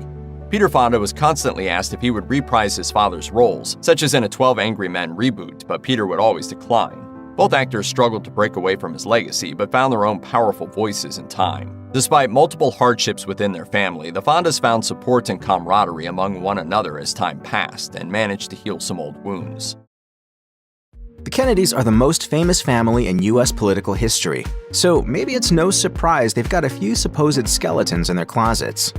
Rumors about the bootlegging past of Joseph P. Kennedy, the patriarch of the Kennedy clan, have been around since at least the 1960s, but the truth is more than a little murky. One thing we know for certain is that Joe Kennedy profited from the sale of alcohol just after the end of Prohibition. Whether or not he was involved in bootlegging before that, however, is unknown. Using his ties to the UK, Kennedy imported whiskey and gin from Great Britain and made a tidy sum on the back of America's renewed thirst for liquor. Rumors about his supposed bootlegging prior to this emerged partly thanks to Kennedy's Harvard reunion in 1922, during which witnesses claim he helped to supply the alcohol. This may have been a singular incident, but there are also many other rumors suggesting that Kennedy used his mob connections to get into the game when booze was banned. Crime boss Frank Costello, for example, is one of several men who claimed Kennedy got rich selling liquor during Prohibition. Kennedy's mysterious rise to great wealth has only made the story that much more compelling.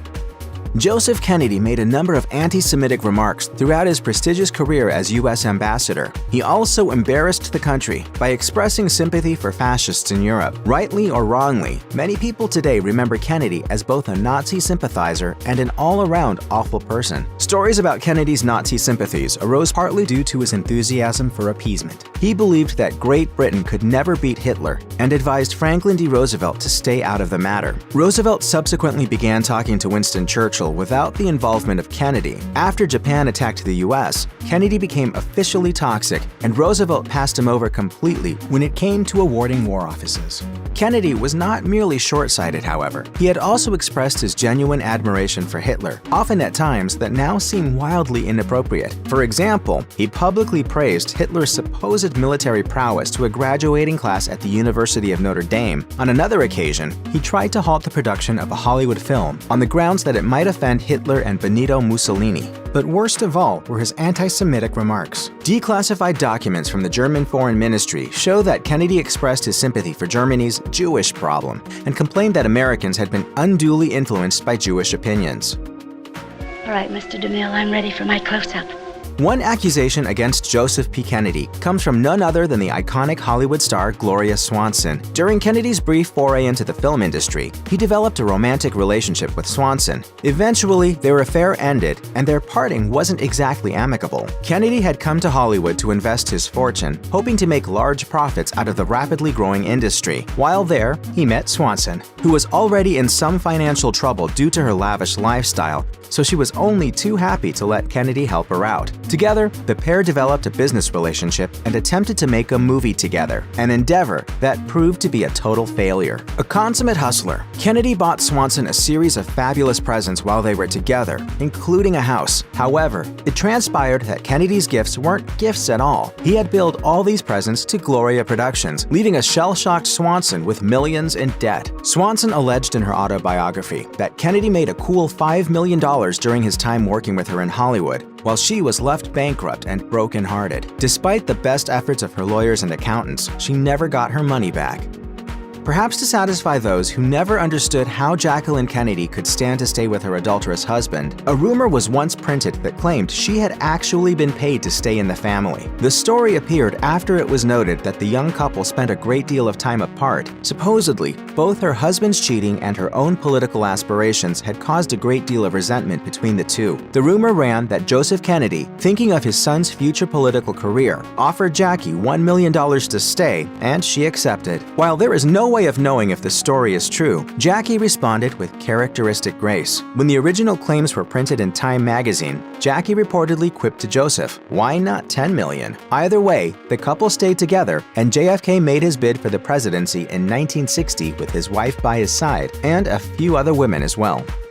President John F. Kennedy is rumored to have had many extramarital affairs during his time in the Oval Office, but his supposed tryst with intern Mimi Alford remains by far the most controversial of the lot. Although Alford herself has claimed her sexual encounters with the president were consensual, the nature of the relationship and the uncomfortable power dynamic between the two continues to raise eyebrows. On her fourth day working at the White House, the 19-year-old intern was plied with alcohol and wound up having sex with the president in an empty room. It was the start of an affair that would go on for many months. I was just, in a way, swept away with it. Aside from the age gap between the then 45-year-old president and his teen employee, some of the stories Alford told about the affair range from shocking to downright creepy. At one point in her memoir, Once Upon a Secret, Alford recounted that she performed a sex act on presidential aide Dave Powers in front of JFK. Elsewhere, Alford mentions taking drugs with the president and also describes his request that she take care of Ted Kennedy, a request she refused to carry out. Aspects of Alford's allegations have been confirmed by relevant witnesses who also worked at the White House. Alford received her share of condemnation when the story went public, as she had been engaged when she had the affair, but she has also received sympathy for her vulnerable position and young age at the time. Probably the wildest accusation about the Kennedy family is the rumor that they assassinated Marilyn Monroe. The actress was found dead on her bed next to a bottle of sleeping pills in 1962, and although her death was officially ruled a suicide, countless rumors made the rounds in the years that followed. Monroe is said to have had an affair with John F. Kennedy. However, if the rumor mill is to be believed, it was Robert whom she truly loved. Many of Monroe's friends claim she was heavily preoccupied with the married attorney general in the days leading up to her death. I think you're the saddest girl I ever met. The first man ever said that. I'm usually told how happy I am. On the day she died, Monroe phoned friend and hairdresser Sidney Gilleroff to complain that Robert Kennedy had shown up at her house to yell at her. He also called off their secret relationship. Monroe apparently responded by threatening to expose the tryst to the public, and before hanging up, she told Gilleroff she was privy to secrets from the highest rungs of government. The close relationship between the Kennedy brothers and Monroe, as well as the fact that the FBI kept a file on the star, inevitably led to rumors of murder. In 1964, author Frank A. Capel wrote a bizarre pamphlet entitled The Strange Death of Marilyn Monroe, in which he alleged that Monroe was assassinated as part of an elaborate conspiracy. Other early rumors stemmed from Norman Mailer, who did not believe his own story but thought it would make him money. He was right in a way though. True or not, this tale is still popular today. Did John F. Kennedy's considerable charisma win him the presidency, or was it his secret mob connections? There are various iterations of this theory, but the basic gist is this. The Kennedys had some form of cozy relationship with Chicago mob boss Sam Giancana, so Joseph Kennedy approached the gangster to ask for help getting his son elected. The Giancana clan agreed, promising to intimidate voters in exchange for tacit support from a Kennedy administration. In some versions of this story, Robert and John F. Kennedy were then assassinated by the mob in retaliation for not holding up their end of the bargain. As Attorney General, Robert Kennedy was actually pretty tough on organized crime. The source material upon which these rumors are based is certainly interesting. One version of this story appears in a book written by members of the Giancana family, while another comes from a former FBI agent. However, there has been no corroborating evidence of voter intimidation from the time. Still, the rumors persist, and the involvement of mob figures in JFK's assassination only added more fuel to the conspiracy fire. Both Lee Harvey Oswald and the man who shot him, Jack Ruby, seem to have had tenuous mob connections of some kind, connections that have been linked to a wider conspiracy involving a mob-orchestrated revenge hit. In July 1969, political hopeful Ted Kennedy drove his car off a bridge, crashing into a pond on Chappaquiddick Island. His passenger, a young woman named Mary Jo Kopechne, drowned that night. The incident hindered Kennedy's fledgling political career. He was also handed a 2-month prison sentence for leaving the scene of the accident, although he never spent any actual time incarcerated. Kennedy had acted quite strangely following the crash. He awaited until 10 a.m. the next day to tell the police, and only spoke to them after his car had already been found. When Kennedy retold the story later on, he claimed he had driven back to the crash site that night with one of his political aides and his cousin in an attempt to rescue the young woman. However, Kennedy's nonchalant behavior upon returning to his hotel, along with the fact that he was seen apparently bone dry in the lobby at 2:25 a.m., posed further questions about his story. My conduct and conversations during the next several hours, to the extent that I can remember them, make no sense to me at all. Some suspected Kennedy of drunk driving, but it was far too late to administer a sobriety test by the time this suggestion was raised. Others suspected an illicit affair of some kind. Kopechne had worked on Robert Kennedy's political campaign and had been at a party with the family that night, although it was not clear why she would have been out so late with Ted Kennedy. He claimed Kopechne had been taken ill, but had curiously left her purse and keys behind at the event. To this day, many people remain skeptical about Kennedy's version of events. In 1991, a lesser-known Kennedy, William Kennedy Smith, the nephew of JFK, was accused of raping a woman at the Kennedy family compound in Palm Beach, Florida. Smith had been out on the town on the night of March 30th, accompanied by 2 other Kennedys, when he arrived home with a 29-year-old woman in tow. Within the next 24 hours, the alleged victim was admitted to the hospital with a suspected rib fracture, as well as some minor abrasions and bruises. The woman, who later publicly identified herself as Patricia Bowman, claimed that she had sustained the injuries when Smith tackled her at the family home. He subsequently held her down and raped her. During the ensuing investigation, Bowman also claimed that private investigators hired by Smith had been sent to intimidate her. When the story hit the press, it caused a sensation, especially after 3 more women came forward to make rape accusations against Smith. Despite the uproar, the case ultimately went nowhere. Smith argued that the sex had been consensual and was acquitted of all charges. It was not the last time he was accused of sexual assault, however. Smith's assistant made a similar claim against him in 2004, alleging that she was raped in his Chicago apartment in 1999. The case was thrown out by the judge and never went to trial. The mystery of whether some of Tsar Nicholas II's children had survived the family's massacre lasted for almost 100 years. How were their bodies finally discovered, and why is the discovery still causing controversy? The Romanovs were the longtime royal family of Russia with a lineage that dates all the way back to 1613. But as the 20th century approached, their standing began to dip, and it did so rather sharply. Tsar Alexander III left the country in an unstable state when he died, having embraced a repressive ruling style.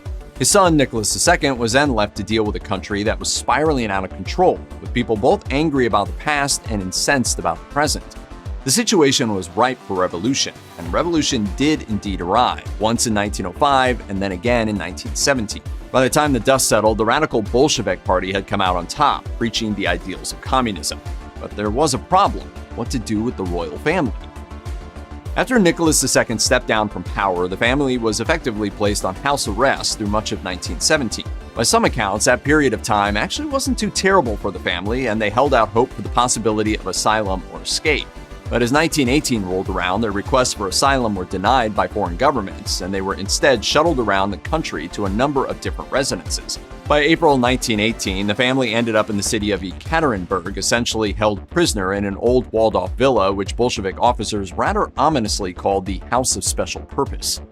Plans and preparations were actively being made by the Bolsheviks to permanently put an end to the Romanov line. Still, that was all kept from the family, and on July 17, 1918, they were told that they'd be moving again, only to be taken to the basement where they were executed. A brutal and bloody 20-minute process that included guns, bayonets, knives, and more. By the end, the Tsar was dead along with his wife and 5 children. The Bolsheviks didn't want the rest of the world to know exactly what happened in the basement of Ekaterinburg, but that didn't mean that they went on pretending like nothing happened. Instead, they decided on half-truths. Pravda, the party newspaper, announced that they had executed the Tsar, but they failed to mention the deaths of his wife and young children when they declared Nicholas Romanov was essentially a pitiful figure, the personification of the barbarian landowner, of this ignoramus dimwit and bloodthirsty savage. That decision ended up backfiring. The news was intended as a way to signal that the monarchy was now in the past, almost like a rallying cry to drum up support for the Bolshevik cause. Instead, the Tsar's death became a huge piece of news on its own, and the revolutionary ideology got kind of lost. Some people even started to miss the monarchy and wish for it back, possibly spurred in part by the subsequent murders of more distant Romanov relatives and acquaintances. If you've heard of the Romanov family, there's probably a chance you know of them because of the popular myth about Anastasia Romanov, the theory that the youngest daughter of Nicholas II somehow managed to survive the brutal execution of her entire family. It even spawned a popular animated film. So many lives were destroyed that night. What had always been was now gone forever. Almost immediately following the disappearance and secret murder of the royal family, people began to pretend to be surviving members of the Romanov family, a trend that would continue throughout the entire 20th century, with most of the imposters claiming to be one of the Tsar's 2 youngest children, either his son, Alexei, or Anastasia. These actors crafted colorful tales to explain what had happened, and their stories actually kept people's hope for a real-life fairy tale to come true. It was all proven to be fiction in the end, but some of these imposters, notably Anna Anderson, actually garnered sizable numbers of supporters. Interestingly, as we will see, it would turn out that these rumors were based in part on fact, suggesting that someone involved with the murders may have spilled beans. Following the deaths of the Romanovs in 1918, years came and went, with most people still unsure of the details of what happened and where the Romanovs were actually laid to rest. But that didn't mean people weren't looking. The search actually started the very same year that the Romanovs were killed, but while investigators could piece together some of the events, no remains were found. No progress was made until the 1970s, when a geologist named Alexander Avdanin started a secret investigation of his own. Against the odds, while searching with his son in 1979, he found the Romanovs' remains. He even began digging up the remains before thinking better of it. The political situation of the Soviet Union in the 1970s was still sticky, so he played it safe and reburied the bones. We swore an oath not to tell anyone what we'd found until the circumstances in our country were right. But the political climate changed in the 1980s. An announcement was made in 1989, and 2 years later, an official team recovered the remains of 9 bodies: the Tsar, his wife, 3 of their daughters, and 4 of their servants and associates. But that raised another important question: where were the other 2 children? Perhaps it's unsurprising that the discovery of a mass grave that was missing 2 of the Romanov children would end up causing a resurgence of interest in the theory that members of the royal family had survived. And that was only bolstered by the specification that it was Alexei and one of the daughters who wasn't buried with the rest of the family. If they weren't there, then maybe the theory that he or Anastasia had survived was true after all, right? The theory would be soundly debunked in 2007, though, when searchers at the gravesite uncovered bone shards from the 2 missing bodies. It took little time after that for the experts to verify the findings. These were almost certainly the remains of Alexei and his sister Maria Romanov, buried in a second grave not far from the rest of their family, including Anastasia. Yes, we have really found the children, and all the experts we asked to examine the remains confirmed it. As it turned out, the gruesome journey of the last members of the Romanov royal family hadn't ended with their death, instead continuing along a fairly strange path as the Bolsheviks tried to deal with their remains. The bodies of the Romanovs were taken out to the surrounding forest to be hidden away. They were stripped of their clothing and jewelry and then disfigured with acid. From there, they were unceremoniously thrown into a mine, which was to be blown up and subsequently sealed by a grenade blast. For a while, that was actually where people believed they had been buried. But as it turned out, the mine was especially shallow, so the grenades didn't really collapse it in the way that the Bolsheviks had hoped. The bodies of the Romanovs hadn't been fully buried in the process, and that led to the fear that passers-by might be able to easily stumble upon them. So just a couple hours after putting the bodies in the mine, the Bolsheviks dug them out again and loaded them back into the truck. After the mine failed to collapse and adequately bury the bodies, they were loaded up to be taken to a new burial location, but even getting to that new location ended up being a problem. While in transit, the truck got stuck in mud. The solution that the Bolsheviks came up with at that moment? They removed two of the bodies, Alexei and Maria, burned them, and then threw them into a shallow grave so that the truck could continue on with a light load. The rest of the convoy didn't go all that much further, though. The remaining members of the Romanov family were buried just off to the side of the road, not all that far away from the two other children. A key clue that helped searchers find the bodies? One of the proud murderers returned to pose on the spot. In the 1990s, it was decided that the already discovered bodies would be buried in St. Catherine Chapel in the city of St. Petersburg, the same place where generations of Russian czars had been buried. The official service took place in 1998. A couple of years later, word came out that all 7 of the Romanovs, Tsar Nicholas II and his immediate family, would be canonized as saints in the Russian Orthodox religion. But all of that came with controversy, including questions as to where the bodies should be buried and doubts about the authenticity of the remains. In fact, at no point during the ceremony did the church ever explicitly recognize these were the bodies of the Romanovs. That controversy never really died down, and it just became all the more complicated with the discovery of Alexei and Maria's remains a few years later. Once again, the church refused to recognize them as the Romanovs, and they even refused to bury them with the rest of the family. Rather, their remains languished in sealed boxes in the state archives until 2015, at which point the church did take them, but for analysis, not for burial. Despite the strong circumstantial evidence, some still doubted the remains belonged to the Romanovs, but detailed analysis of the remains has provided irrefutable evidence. We covered everything up straight away, but kept the skulls with us, as we wanted to have them identified. The remains were compared against the DNA of Nicholas II's brother, as well as a known DNA sample of Nicholas II himself, which was sourced from a bit of blood splattered on the Tsar's shirt and subsequently preserved. Further diggings into genetics also compared the DNA of the remains to indirect descendants of the Romanov family, such as Britain's Prince Philip. If that wasn't enough, then in 2015, a request from the church even allowed a team to disinter the body of Nicholas II's father, Tsar Alexander III, just for the purpose of this genetic test. By 2018, it could no longer be denied that the remains belonged to the Romanovs. Despite scientific evidence proving that the remains belong to the Romanovs, one group still denies that science: the church. Pretty much from the start, the Russian Orthodox Church has refused to acknowledge the bodies of those are of the Romanovs, or to accept the widely recognized narrative of what happened to them, but they have no alternative explanation. Instead, they have repeatedly stalled for time, even embracing far-fetched conspiracy theories to avoid acknowledging the facts. At one time, they even considered the notion that the tomb of Tsar Alexander III had been broken into and his remains stolen, just to cheat the DNA testing, a theory that was swiftly debunked. So what's the problem? Politics, unsurprisingly. Significant numbers of Russian Orthodox practitioners want the Romanov remains officially recognized, and significant numbers want the exact opposite. It's a lose-lose situation that's guaranteed to court controversy and potentially prompt a schism. Remaining in the gray area of uncertainty might be a way for them to avoid that. At its heart, the controversy ultimately stems from what to do about Nicholas II's reputation. On one hand, it's hard to deny the family's deaths were horrific. The violence in the execution is something that just can't be ignored. Boris Yeltsin, the president of Russia at the time, summed it up in a speech saying, "The Yekaterinburg massacre has become one of the most shameful episodes in our history. By burying the remains of innocent victims, we want to atone for the sins of our ancestors." But at the same time, you also can't turn a blind eye to the central role that the Romanov dynasty played in the Russian Revolution.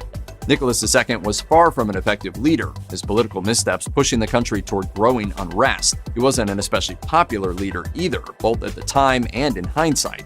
The bad decisions made by the Romanov leaders set the stage for the Bolsheviks to take power, leading to the rise of the Soviet Union. Weighing that unfortunate legacy against his murder and the horrifying murders of his wife and 5 innocent children is a complicated equation that has no simple solution. Bill and Hillary Clinton may have devoted their lives to public service, but controversy always seems to follow them. From bizarre murder-themed conspiracy theories to the saga over Hillary's private email server, these are the big scandals the Clintons can't escape. Of all the scandals surrounding Bill and Hillary Clinton, the most infamous is probably the alleged Whitewater controversy. It all leads back to 1978 when Bill and Hillary bought 220 acres of land in the Ozark Mountains of Arkansas. Their plan was to build vacation homes, and to do so, they created the Whitewater Development Corporation with James and Susan McDougal.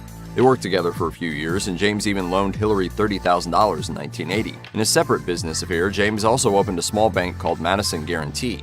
Madison Guarantee was involved with Bill's presidential campaign, and Hillary also worked for them as an attorney. However, McDougal was indicted on fraud charges in 1989. Though he was ultimately acquitted, a 1992 report from the Federal Resolution Trust Corporation, or RTC, alleged the Clintons may have benefited from his shady dealings at the bank. During his first year as president, the RTC investigated Bill over Whitewater and his ties to McDougal. The following summer, there were official Senate hearings on the matter, but the Clintons were exonerated of any wrongdoing. And independent counsel's reports in 2000 also showed them to be innocent of any criminal allegations. We never made any money out of it. We lost a lot of money in it. One of the more tragic controversies involving Bill and Hillary Clinton was the suicide of Bill's longtime friend Vince Foster. Foster had worked with Hillary at her law firm, and after Bill was elected president, he signed on as his deputy counsel. However, less than 6 months into his tenure, Foster died by suicide not far from the White House. Vince Foster was a wonderful man in every way. It was soon revealed that Foster was potentially second-guessing his time in the Clinton White House. Furthermore, police were initially stopped from gaining access to his private papers. Although an investigation by the Justice Department concluded that Foster's death had been a suicide, there were numerous conspiracy theories about the Clintons' potential involvement. Another investigation by Robert Fisk in 1994 also pointed to suicide. However, there was yet another investigation done by Kenneth Starr, the independent counsel for the Whitewater investigation. The results of Starr's report were released in 1997. Once again, Foster's manner of death by suicide was affirmed, but unfortunately, conspiracy theories regarding the incident continued to circulate for years. On January 17, 1994, less than a year into Bill Clinton's presidency, a state clerk from Arkansas named Paula Jones accused him of sexual assault and filed a $700,000 lawsuit. The allegations involved Clinton's time as governor of Arkansas, and he initially tried to get the suit dismissed. The Jones lawsuit went on for almost 5 years, until Clinton finally settled with her for $850,000 in late 1998. As part of the terms of the settlement, Clinton did not have to admit to any wrongdoing. If there is a single scandal you can credit with destroying the image of Bill Clinton, it was his affair with Monica Lewinsky and subsequent impeachment. The affair began in 1995 when Clinton was still in his first term as president. Lewinsky was an unpaid intern working at the White House at the time and was almost 30 years Clinton's junior. She later admitted to nearly a dozen different sexual encounters with the president over a period that lasted almost 2 years. While working at the Pentagon, one of Lewinsky's co-workers, Linda Tripp, secretly recorded Lewinsky speaking about her liaisons with Clinton. Soon, the lawyers working on the Paula Jones lawsuit got wind of the tapes, but both Lewinsky and Clinton denied the affair to them. Kenneth Starr also got word of the affair, and he began an investigation too. The sex scandal broke publicly in January 1998, and Clinton infamously went on TV and publicly denied the affair to the nation. I did not have sexual relations with that woman, Miss Lewinsky. That September, Starr released his now famous report, which recommended Clinton be impeached on charges including perjury and obstruction of justice. In December, the House of Representatives voted to impeach Clinton on 2 charges, but he was ultimately acquitted during his Senate trial. The 2012 Benghazi terrorist attacks were some of the most shocking and tragic instances of violence in recent memory. At the time of the attacks, Hillary Clinton was a member of Barack Obama's cabinet, serving as the Secretary of State. Immediately after the attacks, she gave a press conference where she seemingly connected the attacks with protests that were also occurring at other U.S. embassies throughout the world, including in Cairo, Egypt. However, the very next day, her own State Department publicly disagreed with her, saying the protests and attack were completely unrelated. Republicans in Congress immediately seized on this discrepancy, and they also alleged that she and the State Department had not done enough to stop the attacks from happening. There were several investigations into Hillary interactions, including a specially created House Select Committee on Benghazi, which was spearheaded by Trey Gowdy. The committee investigated Hillary and the incident for 2 years at a cost of millions, but ultimately found no new evidence of intentional wrongdoing on her part. In 2001, Bill and Hillary Clinton created the Bill, Hillary, and Chelsea Clinton Foundation. The foundation was immensely successful, raising almost $2 billion in donations between then and 2015. The $2 billion was raised in part by contributions from Wall Street, as well as many foreign donors. According to the Washington Post, foreign donors were some of the biggest contributors to the foundation, giving millions in donations. The Clintons with the foundation, it's a disgusting situation. The Clintons have argued that the foundation is solely used for philanthropic purposes, but others accuse them of using it to acquire wealth. Many of the foreign donors were connected with foreign governments, some of whom Clinton worked with during her time as Secretary of State. In 2018, the Clinton Foundation was subjected to an investigation by the Justice Department, which the Clintons claimed was a result of bad blood between them and President Donald Trump. It's just awfully good that someone with the temperament of Donald Trump is not in charge of the law in our country. Because you'd be in jail. However, the investigation had petered out 2 years later, and the Clintons were never charged with any criminal wrongdoing. During her tenure as Secretary of State, Hillary Clinton came under fire for numerous scandals. However, the most politically damaging of all was probably the debacle over her private email server. The whole thing started when Hillary was informed that she was not allowed to have her personal email accounts on her government-issued phone due to security reasons. Instead of simply carrying 2 devices, Clinton created a private email server to run both government and personal emails from her personal phone. Nobody found out about Clinton's duplicity at the time, and it wasn't until the New York Times reported on it in early 2015 that the public became aware, sparking widespread outrage. Clinton was ultimately cleared of criminal wrongdoing, but not carelessness. Overall, there were more than 60,000 emails sent on the server, only half of which were initially turned over to the State Department. Then, in October 2016, just prior to the election she ultimately lost to Donald Trump, FBI Director James Comey announced that there were further investigations into Clinton's emails.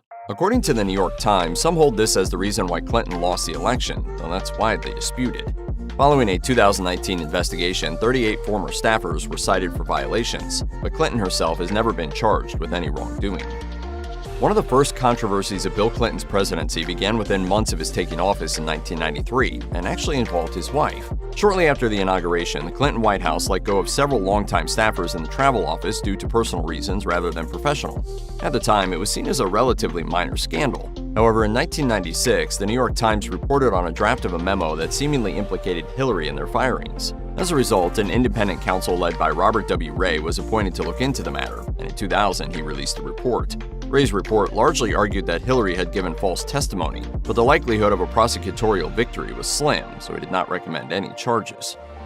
While serving as Senator of New York in 2008, Hillary Clinton gave a speech at the prestigious George Washington University. During the speech, Clinton recalled visiting Bosnia in 1996 while she was serving as First Lady. Clinton claimed that she had landed in Bosnia under sniper fire and was in danger of being killed while being taken from the airport to the military base. However, her claim was almost immediately questioned by reporters, some of whom had been in Bosnia at the same time and did not recall any such event happening. CBS News immediately released footage of Clinton's landing in Bosnia, which showed her meeting with dignitaries instead of fleeing from a hail of bullets. Clinton later claimed that she had probably conflated the incident with another one by accident and had no intention of being purposefully misleading. In the end, the sniper fire comment was relatively minor, if not deeply embarrassing. In 2001, Bill and Hillary Clinton left the White House after nearly a decade of service. They took with them cherished memories, lifelong friendships, and about $190,000 worth of furniture and gifts. Hillary had just been sworn in as the junior senator for New York when the scandal broke and became the subject of intense criticisms from both Republican and Democratic politicians. After immense public pressure, the Clintons ultimately gave back or reimbursed more than $100,000 in gifts to the White House. While both Bill and Hillary Clinton have been implicated in many legitimate scandals, they have also been subjected at times to rather bizarre conspiracy theories. One of the most questionable of these theories is known simply as the Clinton body count. As Snopes explains, the theory is that Bill has secretly been having political opponents murdered on his behalf. There's absolutely no evidence to support any of these allegations against the Clintons, and most people have never seriously given it any credence.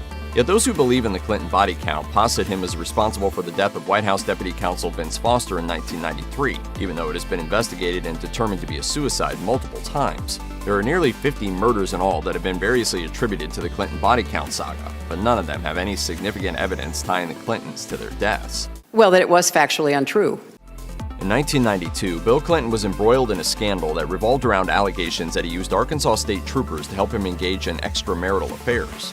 Roger Perry and Larry Patterson, two former troopers, claim that during their time as Clinton's security detail, they helped him meet women in various locations, including the governor's mansion.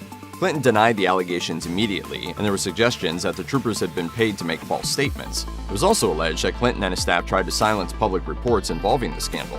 Years later, David Brock, the reporter who broke the original Troopergate scandal, basically recanted the story, calling his sources greedy and slimy and saying he wrote the story only to hurt Clinton politically. Paula Jones used the original story in her lawsuit against Clinton, and according to the Los Angeles Times, it was later revealed that Brock had written the article as part of a conservative campaign to damage Clinton in the eyes of the American public. The Pulitzers were once the leading media family in the U.S., but even with all their power, they weren't without their troubles. This is the tragic real-life story of the Pulitzer family. Joseph Pulitzer was born in Hungary to parents Philip and Elizabeth Pulitzer. Philip Pulitzer was a very successful grain merchant, so wealthy that he was able to retire early. Growing up, Joseph and his brother were given many educational and economic advantages thanks to their father's wealth. Both boys were educated in private schools and by tutors, and learned to speak both French and German. However, this life of luxury didn't last forever. After Philip passed away when Joseph was 11, the family business went bankrupt. After Joseph turned 17 and with his mother remarried, he knew he had to make his own way in the world. The teenage Joseph first tried to become a soldier and attempted to enlist in the Austrian Army, Napoleon's Foreign Legion, and then the British Army. All of these nations' armies rejected him due to Pulitzer's having weak eyesight and overall fragile health.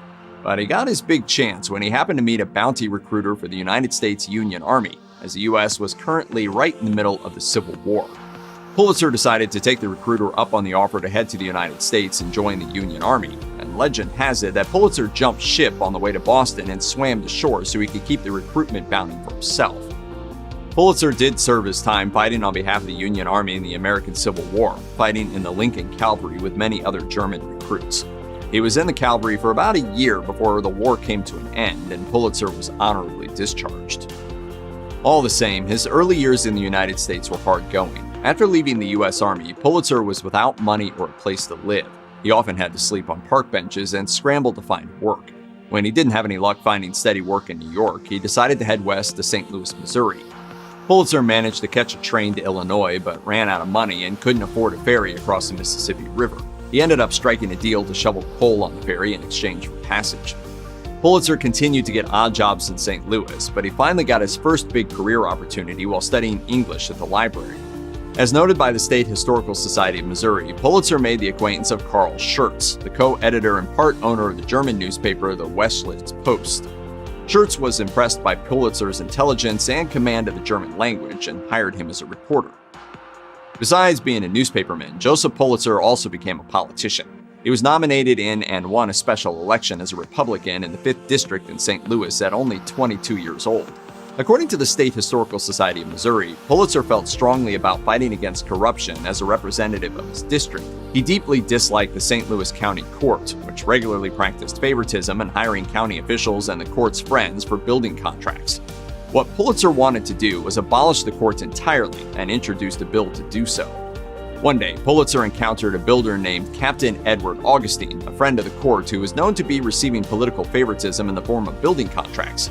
Pulitzer called him out, and Augustine retorted by calling Pulitzer a liar. Enraged, Pulitzer retaliated by getting his army gun from his home and returning to shoot Augustine in the leg. Pulitzer did plead guilty for the shooting, but he got off by paying a hefty fine, which his friends helped him pay. Pulitzer's bill that called for the abolishment of the St. Louis County Court eventually passed. Joseph Pulitzer had struggled with poor eyesight since he was a young man, but after years of working 16-hour-long days, he was almost completely blind by age 43. He also had other health troubles that started in his youth and progressively became worse, including diabetes, rheumatism, and asthma. According to the State Historical Society of Missouri, Pulitzer also became so highly sensitive to noise that he had to soundproof his bedroom and his yacht completely. However, despite his worsening health and his doctor's recommendations, Pulitzer wasn't deterred from purchasing the almost bankrupt New York World newspaper in 1883. And after moving to New York, Pulitzer still got elected to the U.S. House of Representatives, representing New York's 9th District. He never returned to the newsroom again, but he still managed to run the newspaper by communicating with his secretaries, using code in case anyone seized his messages. Joseph Pulitzer and his wife Catherine Davis Pulitzer had 7 children in total: Ralph, Lucille, Catherine, Joseph Jr., Edith, Constance, and Herbert. However, only 5 survived to adulthood. 2 of them died shockingly young. One of his daughters, Catherine Ethel Pulitzer, contracted pneumonia and died at the age of 2. His other daughter, Lucille Pulitzer, died at the age of 17 from typhoid fever. According to Columbia University Libraries, Lucille's death was a particularly nasty blow to Pulitzer, as she was said to be his favorite child. Pulitzer would go on to establish the Lucille Pulitzer Scholarship at Bernard College in her honor, and later dedicated the Columbia School of Journalism to her memory. After Pulitzer's death of heart failure at the age of 64, his sons would take over as the managers and owners of the New York World and the St. Louis Post-Dispatch, but things would prove to be difficult without the family patriarch in charge.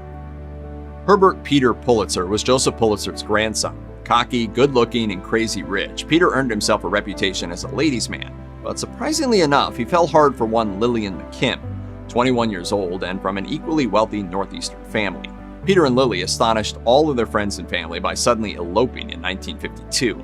The two reportedly had a fairly eccentric life, throwing huge parties and accumulating a massive menagerie of cats, dogs, monkeys, and a calf. Eventually, Lily Pulitzer would be remembered best as a famous fashion designer, but their marriage didn't last. In 1969, she and Peter suddenly divorced after she fell for one of his business associates.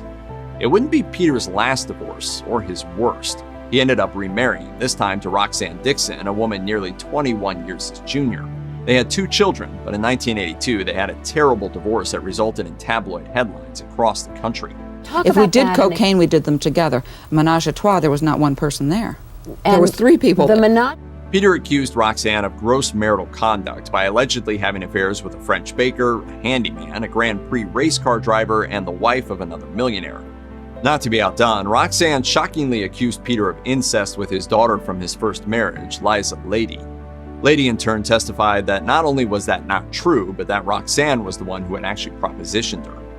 Ultimately, the judge ruled in Peter's favor and awarded him custody of their twin boys, while Roxanne was left with roughly $237,000 worth of property and cash, along with a story to tell.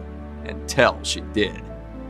There was no love lost between Roxanne Pulitzer and her ex's family. According to the Washington Post, Peter's daughter Liza certainly didn't mince words after the divorce proceedings came to an end, saying, "I just hope she feels as terrible as she has made all of us feel the past year. It has been a nightmare. She is getting paid back for what she has done. She has been a real wretch about it. I hope she has suffered as much as we have." Roxanne left her marriage to Peter Pulitzer with a lot less money than she hoped and struggled to make ends meet. Ultimately, her 2 big paydays came first from doing a spread for Playboy and second from writing her tell-all book called The Prize Pulitzer. Roxanne described all the tawdry aspects of her life and marriage to Peter Pulitzer with details of sex, drugs, and wild parties, none of it very flattering to Peter. It sold. Her autobiography landed at number 10 on the New York Times nonfiction bestseller list in 1988, and a year later it was turned into a made-for-TV movie. They had a nasty public divorce, but Roxanne Pulitzer managed to help save her ex-husband Peter from bankruptcy. Roxanne and Peter's twin sons, Mac and Zach, went into business with their father running a citrus grove.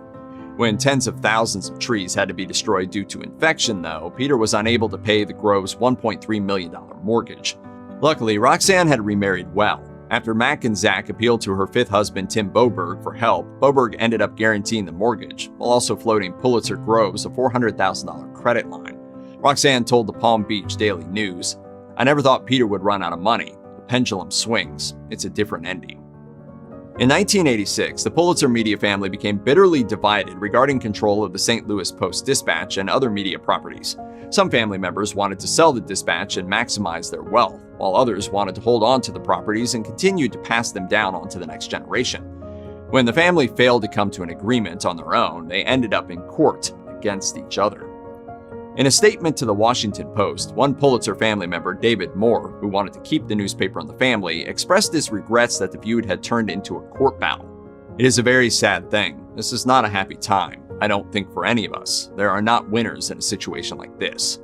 According to the Associated Press, the family eventually reached a settlement and retained control of the Dispatch. In 2005, though, Pulitzer Incorporated, which included the St. Louis Post-Dispatch, was finally sold off.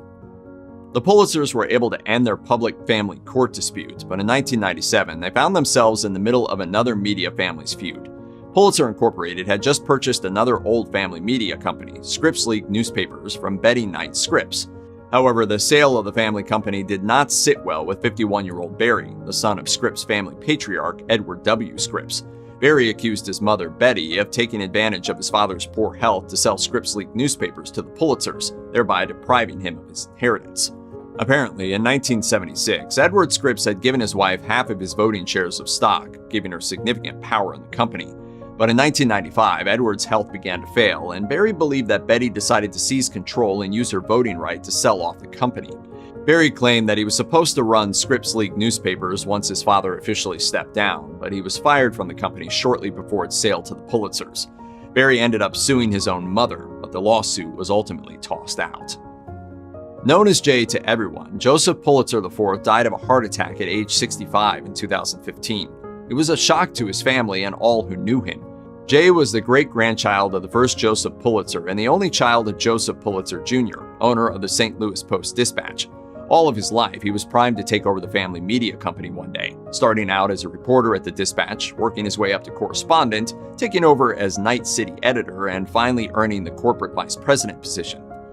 Unfortunately, Jay never did rise to take his place as the next reigning Joseph Pulitzer. After his father passed away in 1993, Jay's uncle Michael Pulitzer took over as head of the company, and majority control of the stock went to Jay's stepmother, Emily Pulitzer.